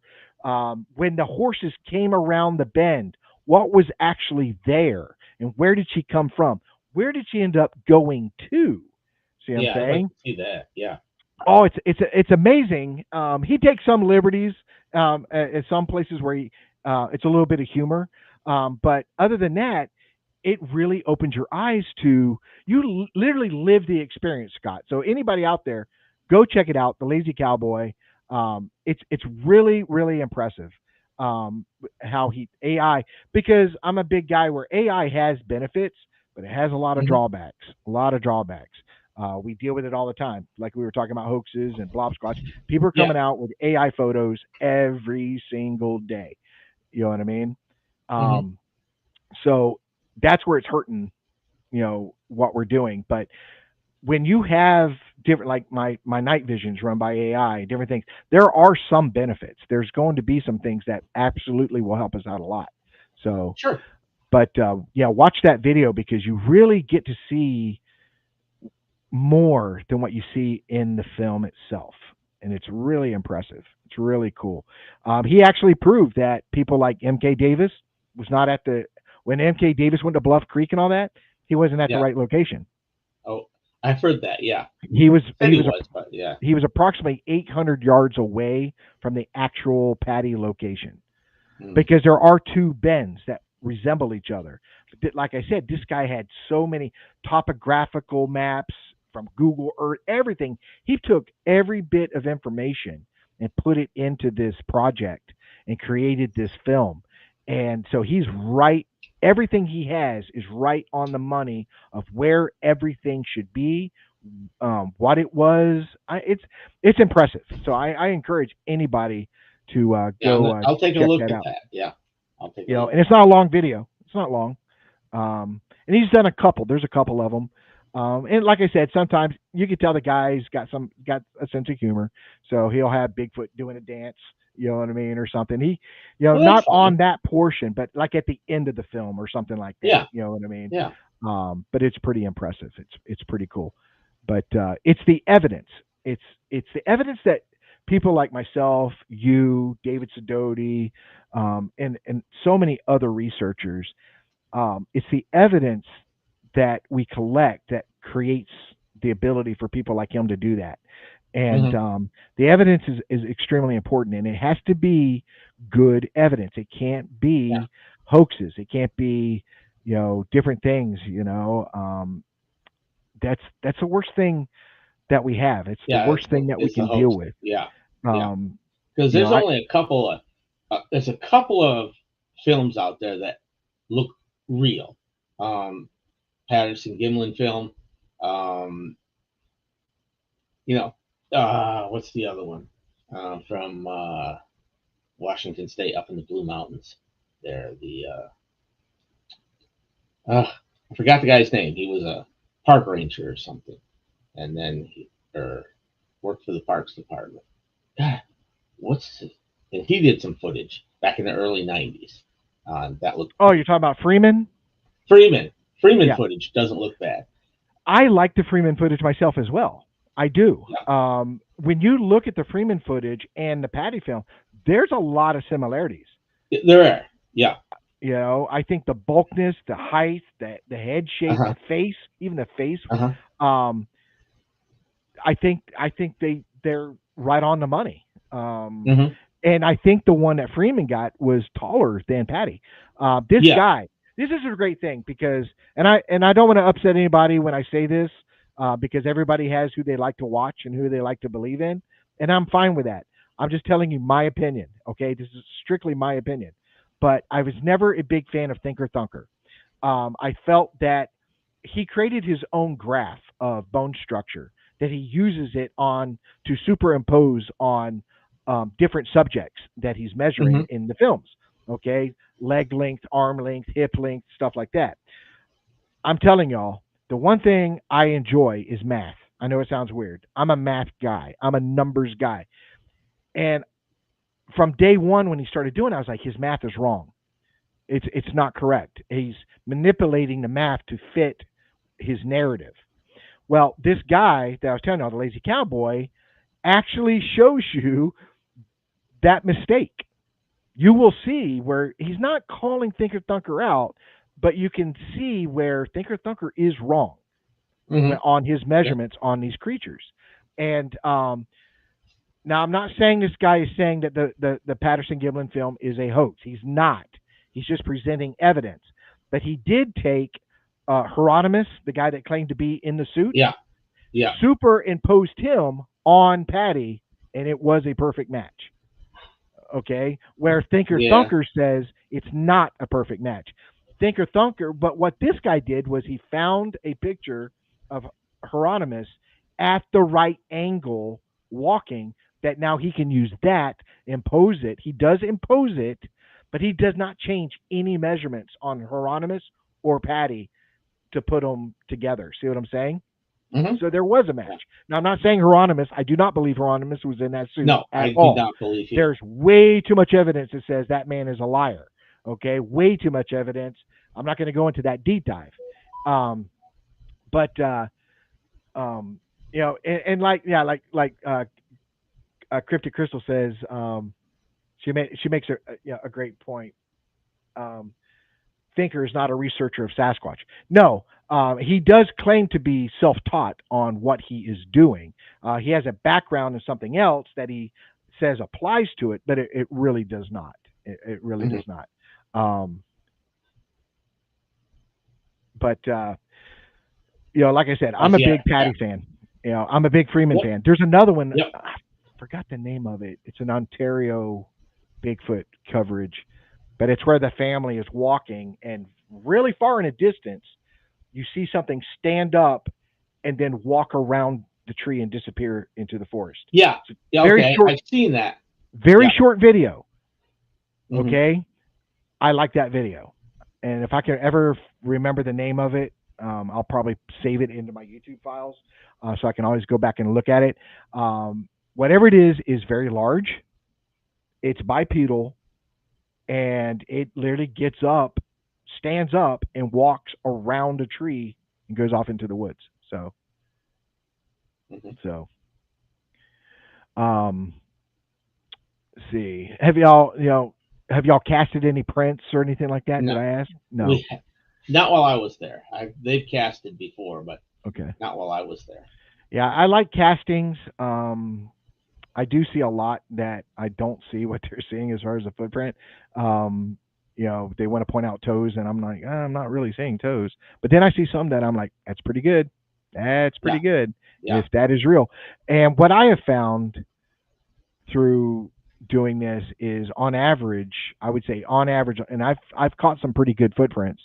Some small, some big, but I would say the average is right around 15 inches. It Okay. seems to be the normal size. And when I talk to other researchers that are been doing this for a while, they'll say the same thing. Oh yeah, I got a branch about 15 inches. Oh, I got a branch about 15 and a half inches. That 15 number seems to be common, especially in the state of Florida. I can't say anywhere else. But even the Patterson Gimlin film, I think she's only 16. You know what Yeah. I mean? So, I've Well, had that's what claims. they all looked like. Like at the conference, you saw a lot of them on tables, and Right. you didn't see any of them 20 inches long. Or No. they were all within, like you were saying, that 14, 15, 16-inch range. Right. Uh, Yeah, it's the same with size. I know some people claim higher, taller sizes and stuff like that. I stand between 6 to 8 feet, that 2 foot yeah. range, Yeah. falling somewhere in there. 7 foot probably being an average, but 6 to 8 feet. Yeah. There are claims people said they saw something. It was 12 foot or Yeah. whatever.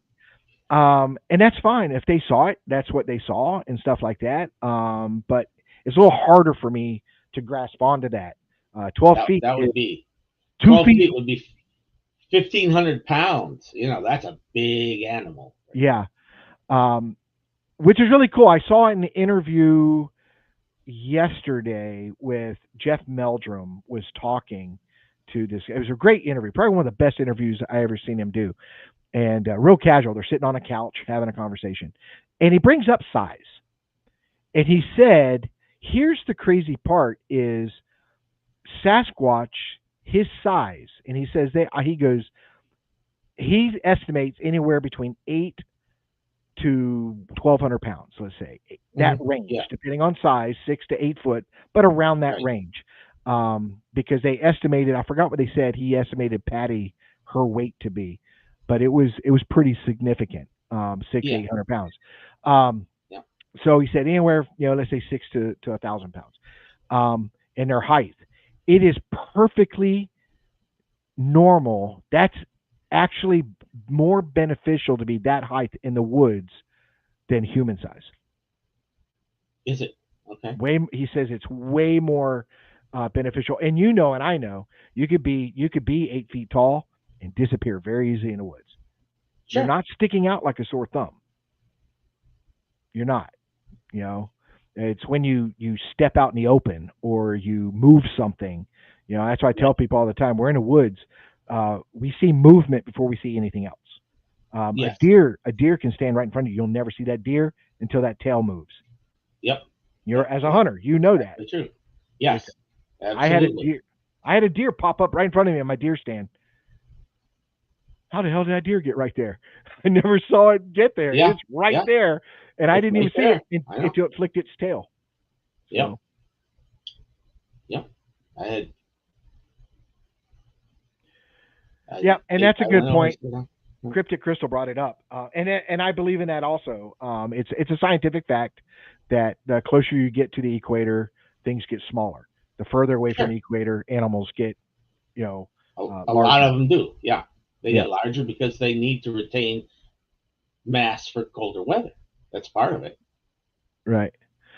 You Yeah, know. we got John Stewart in that, and I'm just calling him out real quick because he's in the chat room. He's coming up soon too. We'll have him on. He'll be on the show. He's also another person I met at the same time I had met you. He was out there. Was he? Oh, yeah, I think that's John Stewart. He was. That's where I met him. I think so. Okay. I'd have to see a face to put a name to it, probably. Yeah. He's. Yeah. So he said yes, sir. Yeah. I believe John. You're on my Facebook, right? So if he's on my Facebook, just you can go there and look at his picture and say, okay, I remember him. He was there. I mean, I think matter of fact, he stood beside us a couple of times as we were talking because he also told me about his account and stuff like that as well. So I met you and John at Colt Creek at the same time. Okay. You know, I tend to get a lot of Florida researchers and Florida encounters and stuff like that. It's not that that's by design. It's just that that's who I know. I have interviewed other people from other states, and I would love to do a whole lot more. I would love to hear about people in other states, and stuff like that. Love to talk to them and stuff. It's just that I'm so active in the state of Florida, and I'm bumping into these people, and I'm going to these events, and I'm meeting these people.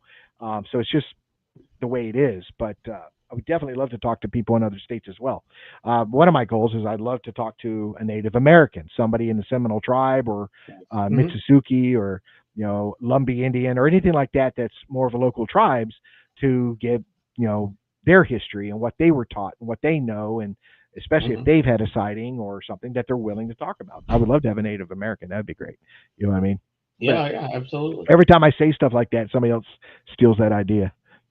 It happens every time, So, but there are good people out there you could talk to.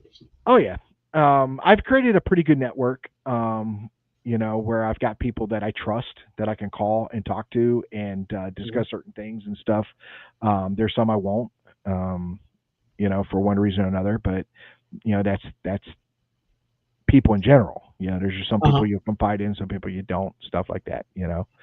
But in doing this, you meet a lot of friends. You meet a lot of people like-minded, and like I said, I've known David for I want to say a couple years now. Not close friends or anything like that, but we know each other. We see each other. We shake hands, and I think the world of him. I think he's a fantastic guy. I had the opportunity. We finally got to interview him. Fantastic interview, and I do enjoy the guy. Yep, Dave Sidoti. Yeah, Dave Sidoti. And I know Dave's character. I know his integrity, and so anybody surrounded around him would be good people. See what I'm saying? Because I don't think Dave would mess around with people that are in any kind of problem or lack integrity or anything like that. So yeah, we've had a couple people come out with us that were, that were talked a good game, but didn't know how to be quiet. And that's a problem sometimes because we're sitting out there next to the river one night in Green Swamp, and we were listening. We were just sitting there listening across the river because it's so dense over there. And he just, we asked him, "Can you be quiet? Can you be quiet?" And then we'd hear something, and oh yeah, you hear that? Blah, blah. It's like, shut up. We need to listen. And then he was just superior knowledge on everything. So it was like, yeah, you know, you're not the expert. You don't even know how to be quiet. And I think being out in the woods, you've got to know when to listen and when, when Yeah, to speak. yeah. Because like me, if it's not obnoxious, I don't mind somebody having a Oh, conversation, sure. but Yeah. you have to have a conversation, but be alert. So when somebody goes, everybody shuts up. See what I'm Right. saying? But having a conversation beside the guy beside you, Oh, sure. Yeah. not obnoxious, not obnoxious, but just a conversation. Um, I think in a sense that may draw them in. It's like camping. I'm very big on at nighttime if you're sitting in your camp area having discussions and stuff like that. That brings them They're in more curious. Yeah. than you going out there and trying to hunt them down. You're not going to do it. I'm No. not big on running in the woods at night trying to hunt these things down. I think they're way too smart. We see a lot of um, night vision and thermal. A lot. We people post that stuff all the time. Very very rare. I'll ask you straight up, Scott. When they show animals on thermal or night vision, what animals do they show? Right off the bat, A lot of deer. lot Uh, of deer. I deer. think number two would be raccoon, and then Yep. possum, and then possum. Yep. But Uh-huh. how often do you see a bear on thermal or night vision? Very rare. See what I'm saying? Very Now, rare. Yeah. I use the bear as an example because it's more comparable in size to what we're out there looking for. A Sure. bear knows you're out there. A bear knows way before you think he knows. He smelled Uh-huh. you and he's heard you. The people don't realize how far a bear can smell. So I'm under the assumption, like I said, it's my own theory, my own opinion, that Sasquatch being an animal of nature, it lives out there, it is its neighborhood, it has great eyesight, it has great hearing, it has great smelling. You know what I mean? It needs those things to survive. Sure. So I would assume we always talk about their speed, their strength, and their or in night vision or whatever. But let's talk about smell. You know what I mean? I'm sure they can smell and hear very, very well. Yeah. So running out in the woods after them, I don't think is a wise idea. You know what I mean? People died that way, running Yeah. through the woods, especially if you get scared. Let's say you get scared and you're running away from whatever scared you, dude. You can fall in a ravine and If die. you fall in a ravine, you're not paying attention. There's a low hanging branch that this big around. You hit your head on it, you're gonna get a concussion. Yep. You run smack into a tree. You Right. know run into Yep. the swamp and you're stuck in your up to your knees. And well, I've done that when I was a kid, but I almost got stuck, Oh sink down yeah. to your knees. Yeah. So So I'm not a big fan on it. Now I'm not saying I don't go out at night. I will, but I mostly stay on primary trails or dirt mhm, roads or something that I don't have a risk of injury. Um, and you have just as good as a chance because these things have been known to cross roads or come out or sure, whatever. sure, Um, you know, but breaking brush and running through the woods and hooting and yeah, hollering, and I'm just not big on it at all. So yeah. Yeah. Sometimes we will drive around like through Green Swamp and Rich Loam, all those little back dirt roads. We'll just drive around, going 5 miles an hour at night, oh two yeah, o'clock in the morning, because you never know what you're going to see because nobody else is there. right. And I know researchers. That's all they do. They Really? don't get out of the vehicle. They do. That's their research is from the cab of a vehicle, and that's all they do is drive all night. They'll go through a full tank of gas. They'll drive all night long, and that's how they do their research. And that's fine. You know what Yeah. I mean? That's fine. You have just as good as a chance. Now, getting close, you probably won't, but Yeah. because you're in a vehicle and it's going to stay away from you. But how many times have we had Bigfoot encounters of people in vehicles, either A sleeping on the lot. side of the road or whatever, and these Yeah. things come over and check things out? They're very curious. I think they're Yeah. very curious. Yeah. Um, so being in a vehicle, I'm not opposed to it. I don't do it personally, but I'm not opposed to it. If somebody does that, that's fine because driving around at night, people do see Bigfoot. It happens. It was You know just what I mean? one of the reasons we've done that is because occasionally, certain times of the year, the mosquitoes will carry you away. So if Oh you're yeah, driving around in a vehicle, you're not sitting there swatting mosquitoes for hours on end. right. Even if you have a fire, you have to spray yourself down, and those those mosquitoes out there sometimes can be crazy. The So we only say, issue I ever ran into was a lot of my equipment for night won't go through a window. yeah, Like yeah, night anything with IR won't penetrate the won't go through a glass. window. Yeah, yeah.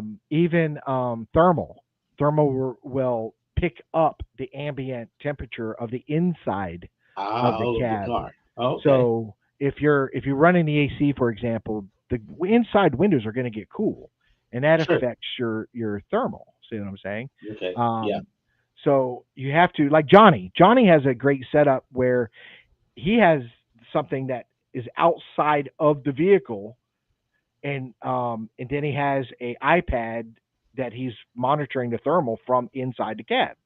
But it Yeah. has to be out there because if it's inside, you're not going to get any really good footage because of the temperature changes and stuff inside the vehicle.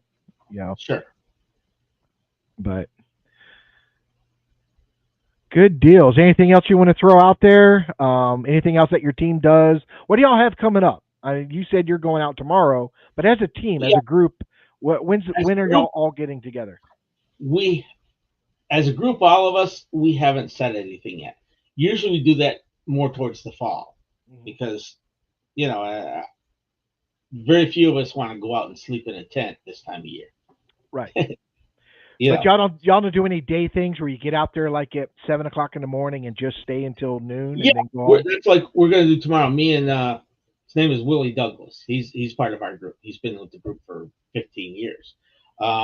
So yeah, we're gonna go on our e-bikes Good. and go up and do the roads and all the forestry roads and stuff and just ride around for a few hours. Right. And we'll do that. And honestly, I know it's hot, but if you're up in the woods, even this time of year, even in June, it's not that bad. I mean, Yeah. when you're under the trees and stuff, I can live with that. Yeah. It's 10 degrees cooler up there. Oh yeah. I did a video one time. I was talking about that, and I was walking, and I'm pouring in sweat. Humidity. It's Mhm. hot. Blah blah blah. It was last summer, Yeah. and I made a comment. There was this tree slash palmetto structure area where it kind of gets hollowed out. You've seen them where they're hollowed out, Yes. and I Yeah. made the comment: if I was Bigfoot, I'd be sitting right there right now. I guarantee it's Mhm. cooler inside of that Oh, yeah. than it Yeah. is standing right here. You know what I mean? Yeah. Well, like Brian Darcy, he does an e-bike too, and he says even on an e-bike in the summer, as you're riding, you're staying cool. He says it helps you Yes, you stay are. cool. You are. You Absolutely. know, and because he's hiked with me, Brian will tell you, we go pretty far back, and it's all shoe leather express. So he went out there, and yeah, it's tough sometimes. Um, Hmm. It is. but and he always brings it up to me because he knows what I do and he knows how far I hike, and he's like, "Dan, he's trying to convince me on the e-bikes." Like I said, I haven't got an e-bike yet, only for there's a number of reasons, but one is I Yeah. really don't know what I'm looking at. You know what I mean? Am I getting something good? Am I getting is buying it off Amazon better than getting it over here? See what I'm saying? I don't know. Do I need a 750-watt motor or a 1200-watt motor? Do I need front motor, rear motor? See what I'm saying? There's so many Yeah. options out there. I don't know what's good for me. What's going to benefit me? You know what I mean? I know I need areas to carry stuff. See what I'm saying? Sure. I would like some kind of rack system. I can Oh, strap yeah. some stuff down. You can get the rack on it, and like I have put a egg crate. I got bungee cord, so I can throw a whole bunch of stuff in that egg crate, you Right. know, and then I'm wearing a backpack. Um, so I'll 4 or 5 bottles of water in the egg crate, one in the backpack or two in the backpack, and I've got my water for the day. Right. A couple of little snacks or whatever, but you can fit a lot on there. Yeah, You just because got to I look do and see like what the you want. idea of being able to get further back quicker. Yeah. But I am very, very OCD about my belongings. Okay. A lot of people don't realize that about me because nobody knows me personally as far as being around me. I'm very, very particular about my belongings. Um, Not that it's I don't like somebody touching anything of mine. It's really weird. When I was married, I didn't want her to even touch my shoes. Don't touch anything. I freak out. You know what I mean? It's a weird sense with me. So to go out in the woods and park the bike and leave it would drive me nuts. It would drive me nuts. You know what I mean? Especially if I use the bike to get, instead of going 2 miles by foot, I go 6 miles on a bike, and then somebody steals my bike. I get a 6 mile hike back. I'm pissed. You know Well, what I'm saying? you can. They come with keys. You turn it off. You lock it. I have a chain, a cable I bought that put between the two wheels, so they would have to physically lift the bike up and through, and they couldn't carry it that far. Right. There's They'd have to 60, throw it in 70 a vehicle pounds. and haul out. They'd have to throw it in a vehicle, Yeah. to do that. Or I've chained them to trees. There, I'll park it under this tree, chain it to the tree, and walk off for half a mile or so. You Right. know, and so there are ways around that. Yeah, and I'm sure there is. I'm pretty sure I'd be cutting brush and throwing it on it to hide it or whatever. But it's just me. It's my mental, Yeah, yeah, where is it? And I think it stems from what I do for a living and stuff, and the sure, equipment and stuff that I have and use and stuff like that.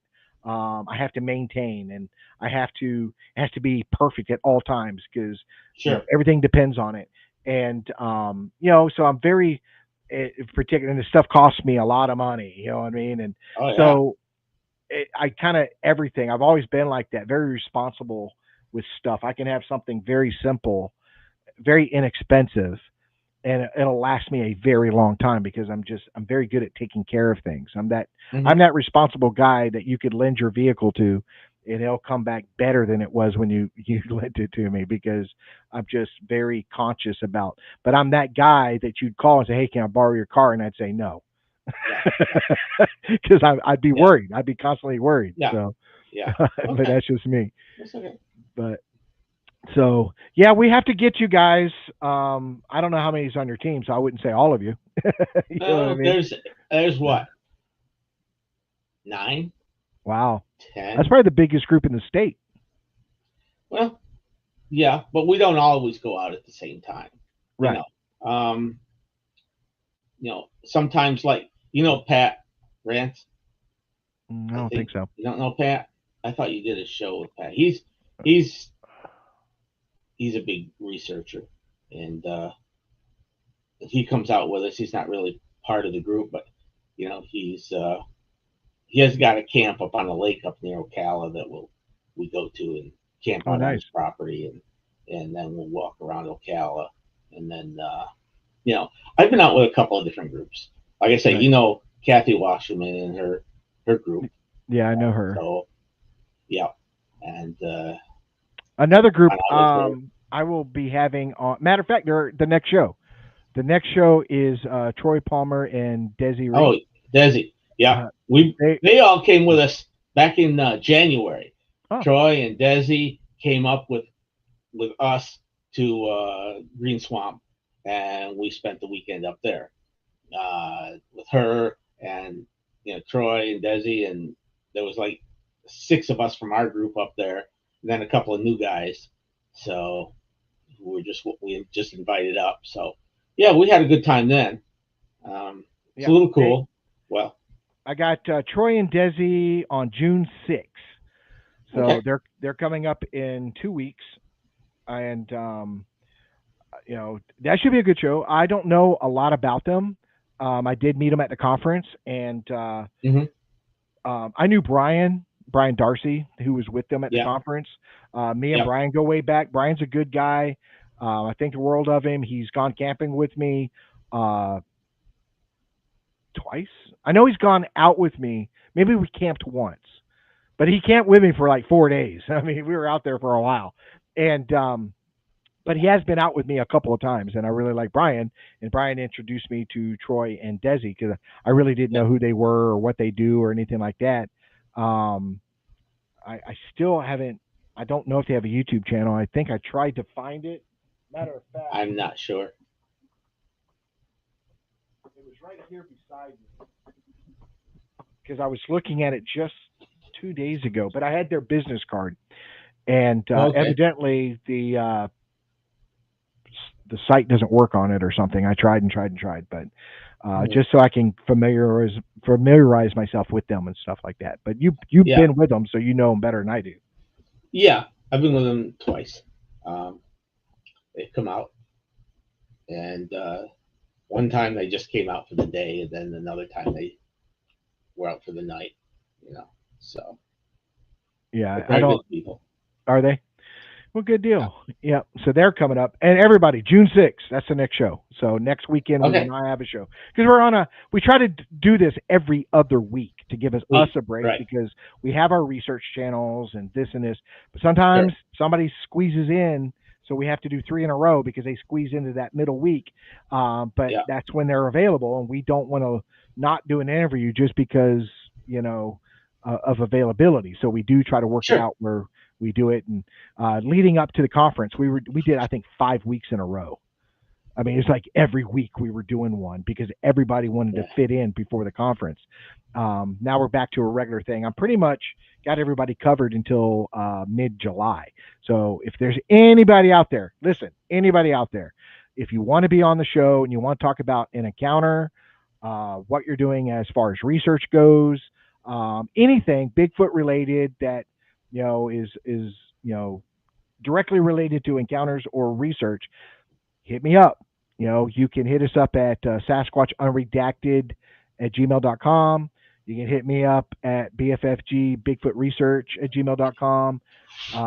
You can hit me up at Bigfoot Florida Guy at gmail.com. Um, but definitely, if you want to be on the show, we'll set you up. We're going to start again in June, starting to prepare for the next couple of months again. So, um, you know, and then of course I do my research and try to talk to people and stuff like that as well. So Sure. yes, you do Yeah. count Dirt Road. Yes, you do. Dirt Road knows he can come on the show anytime he wants. Anytime. So, um, well, good deal, man. Um, That was we did 2 hours. yeah. And So that was good. Um, and I don't have great big sightings or anything, but it everything that happened to me as a kid relates to what I do now right. because it all tied together. Um, Well, the same with me. Like I said, in 2005, and we're planning a show where I will talk about my encounters and the things that because I've had some pretty interesting things happen in the last few years, and but it's not like I said, I won't do it now because it's a show that we're planning on doing down the road. Thank you, Paul. I appreciate that. I also want to say, hey, Blue Eyed Northern. I'm sorry I wasn't ignoring you, um, but we got caught up in this conversation. I want to say hi to Blue Eyed Northern. There's some other people too, and Stuart and all that. A lot of people in tonight. We had a great show. A lot of people. We have the greatest group. I mean, they are so. I watched the chat room and they're so polite. They're so generous to each other. There's no haters. There's no. It's just really, really good. I like who we have, and we hit 400 subscribers today. 400 subscribers. So very, very happy with the progress. Um, that's why um, I was really excited about doing this with Johnny because my channel's got over 2,500. His channel's got over 5,000. And to have an opportunity, again, to start something from scratch and watch it grow and feel that growth. You see what I'm saying? I get so much fun out of that. I really, really enjoy that. So hitting 400, fantastic. I am so happy with that. Um, just really enjoying it, and having a good time. And I'll do this until I don't enjoy it anymore. So, who's that? Untamed Life. Untamed. I've not seen you. Are you first time on the show, Untamed, or at least first time in the chat room? You might have watched plenty of shows. I don't know. So, I don't know if your daughter's still there, Scott. She might have yep. abandoned you. Yeah, she just did. No, she just did at 8:57. She Did just she? posted. Well, Great job, guys. go ahead and tell her hi again, and that tell her how wonderful of a daughter she is, and that you're proud of her. Go ahead. Oh yeah, I I'm tell throwing her you out that. there. Yeah. Oh, well, hey, I went to visit her in Texas, and her neighbor, you know, I get out of the car and walk by, and her neighbor's truck, big old Bigfoot sticker on the back of his truck from East Texas. He's from Right East on. Texas, so Right on. Well, so, it so won't. we It won't talked be for a few long. minutes. It won't be long. Paula will come to visit, and she'll say, "Hey, let's go for a hike. Let's go out. I want to go to the Green Swamp." Unless she's a girly girl. No, I get it. No, I'm not No, calling her no, out. no. But Well, if she, no, you if got it, when she was growing up, when I she's saying it, got her she first, said, "You better when tell she, everyone you're proud of me." absolutely, I I'm gonna am put proud that of up her. there. I'm putting you When out she there, was Scott. when she was growing up, yeah, we had a car, I get made her when she got a car. I taught her how to change a tire. I taught her how to do her own oil changes. I said, "You're gonna have a car. You got to do those." And she can fix anything. I mean, she has all her own tools for everything. Her husband's a good guy, but he's not mechanically inclined. Right. So she fixes everything. She builds tables and Right. she does all kinds of stuff. She's a great person. Well, good deal. Yep. Take her out. Take her out. Maybe they'll come on a vacation or something like that, and you can Yeah, meet up with other groups and we walk to the Green we Swamp. see each other 4 or 5 times a year. I Nice. mean, we were just Good. out. We took a family vacation, went out to Vegas with her, and we saw the Grand Canyon and back in April. So we had a good time then. So Good deal. it was Good great. deal. Yep. Nope. It's just me, and I'm proud of me. Way to go, Rick. So No, I proud got of a me. son too. I guess he wasn't listening to it. Right. He's busy. He's busy. He's got a baby on the way. So He'll watch the show later. yeah, He'll watch it probably. later. So, Yeah. but yeah, again, everybody. Now, is there anything you want to promote? You want to tell them about ISRT, where they can see what you guys are doing, or anything like that? Well, ISRT has a website with encounters posted on it and some videos and some sound recordings. And you just go to ISRT, Florida, and you can look all that up. And it's there's a lot of decent stuff on there. It goes back several years, so and that's why I got involved with them, is because they were, you know, they didn't just let anybody join too. They give me a questionnaire. Hey, do you think this? Do you think this? Do you think this? Because they're very trying to be discriminating on who goes out in the woods with them. And you have people, if you have people show up in shorts and flip flops and want to go on a night hike and they just got that and a 6-pack under their arm, that's not what we're here for. You know what Yeah. I mean? Right. I don't mind having a beer or two out there, but Yeah. there's There's a time and a place for everything. We are men, and yes, the one thing men love, ladies, is we like to relax. You oh know what yeah, I mean? We just want to chill. And sometimes, sitting at a campfire and shooting a breeze and drinking a beer is one thing. But if you're getting out of your tent at 8 o'clock, 9 o'clock in the morning, and the first thing you do is crack open a beer, we have a problem. yes, we do. Yeah, Now we have an issue. There is a problem. we have an So, issue. Yeah, and there are I gotta people have out my there. coffee Yes. first thing in the morning. I gotta have my coffee, but other than that, I'm either no, coffee or an energy drink, one or the other. Get me yeah, something going. Um, but yeah, fantastic. It was so good having you, Scott. Like I said, we met I appreciate it. Yeah, out at Colt Creek. We also met at the conference and shot the breeze and yep, stuff like that. yep. You're a good guy. You're good in my book. And hopefully down the road, you guys and me, because I'm by myself, I can Yep. we can You can. collaborate and go out for a day or something like that. Oh yeah, we can do that, or maybe And when the weather's cooler, we can go out for the weekend. Oh yeah, oh yeah. Or I'm something. off pretty much every weekend. Are you? My job is pretty strict. I only get 5 days off a year.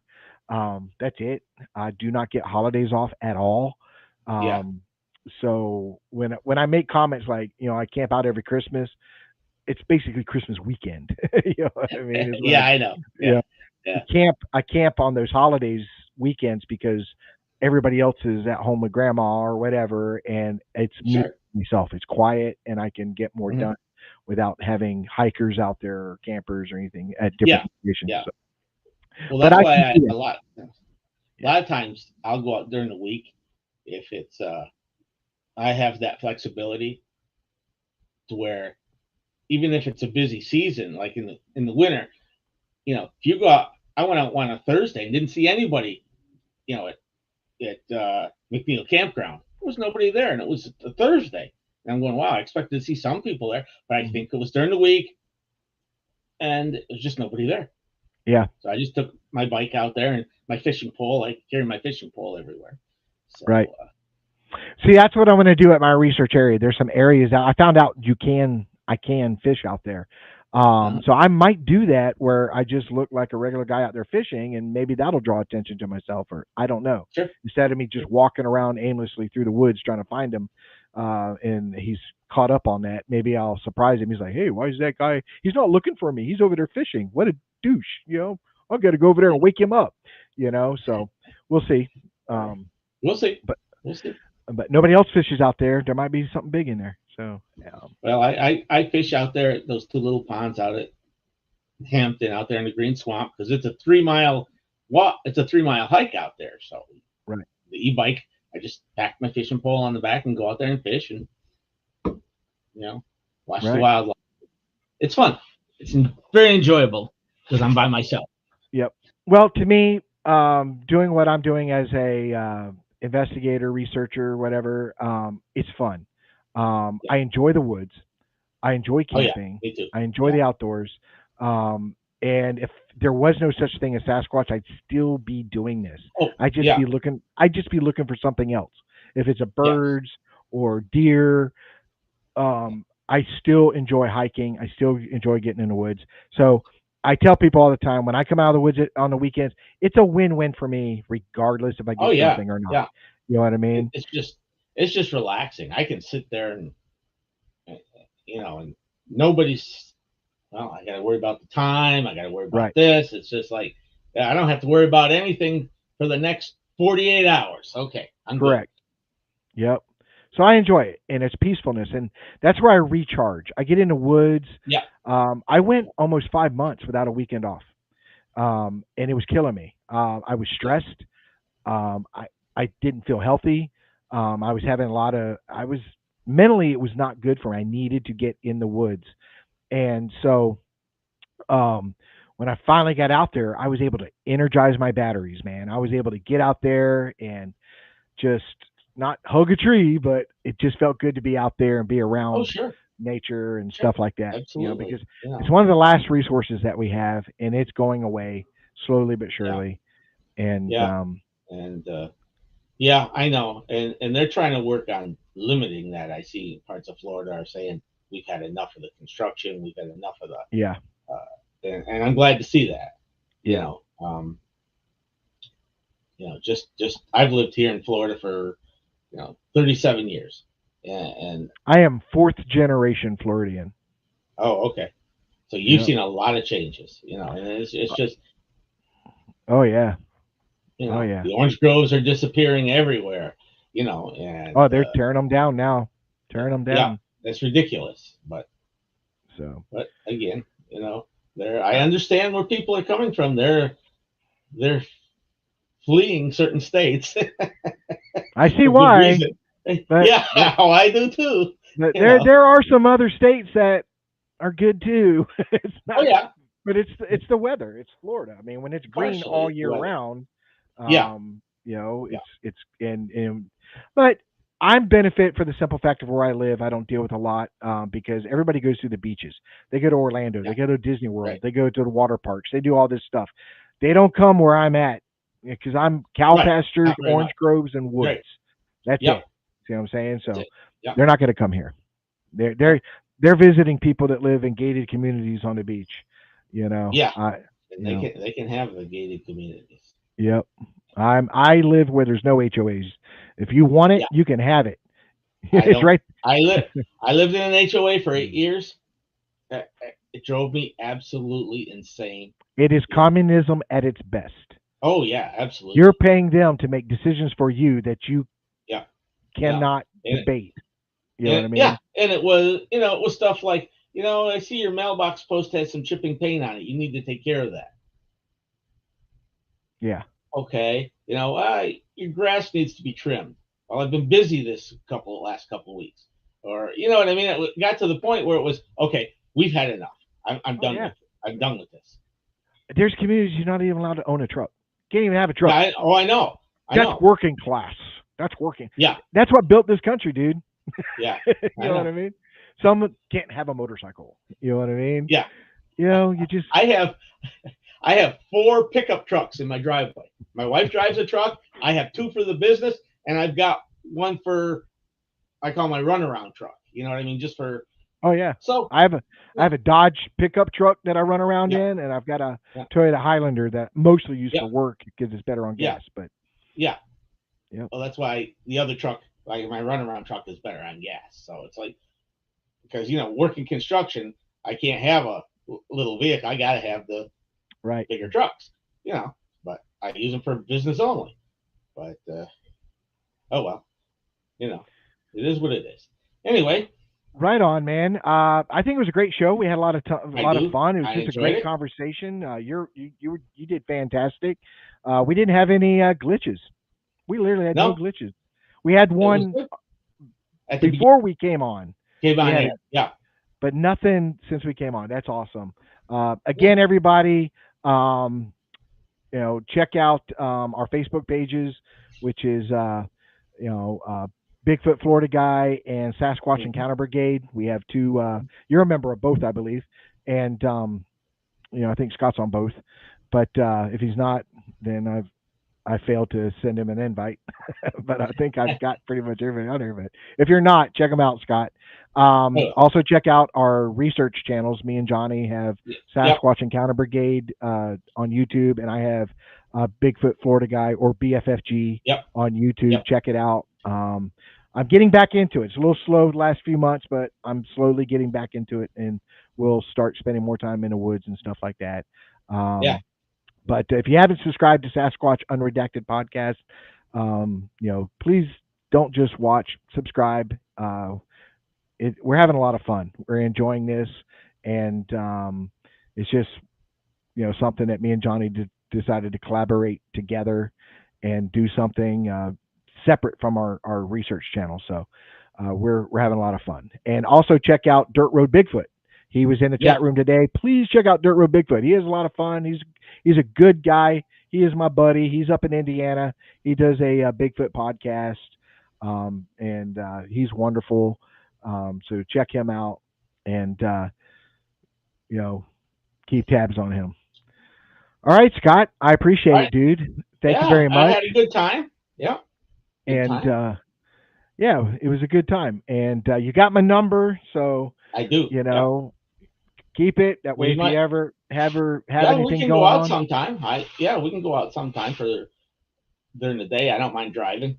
yeah, it's like I said, I'm in Central. I won't tell where I'm at on here, but um, Yeah, from depending on where you're at, Tampa could be either an hour and a half or 2 hour drive. yeah, But I got tons of area here that's unaccosted.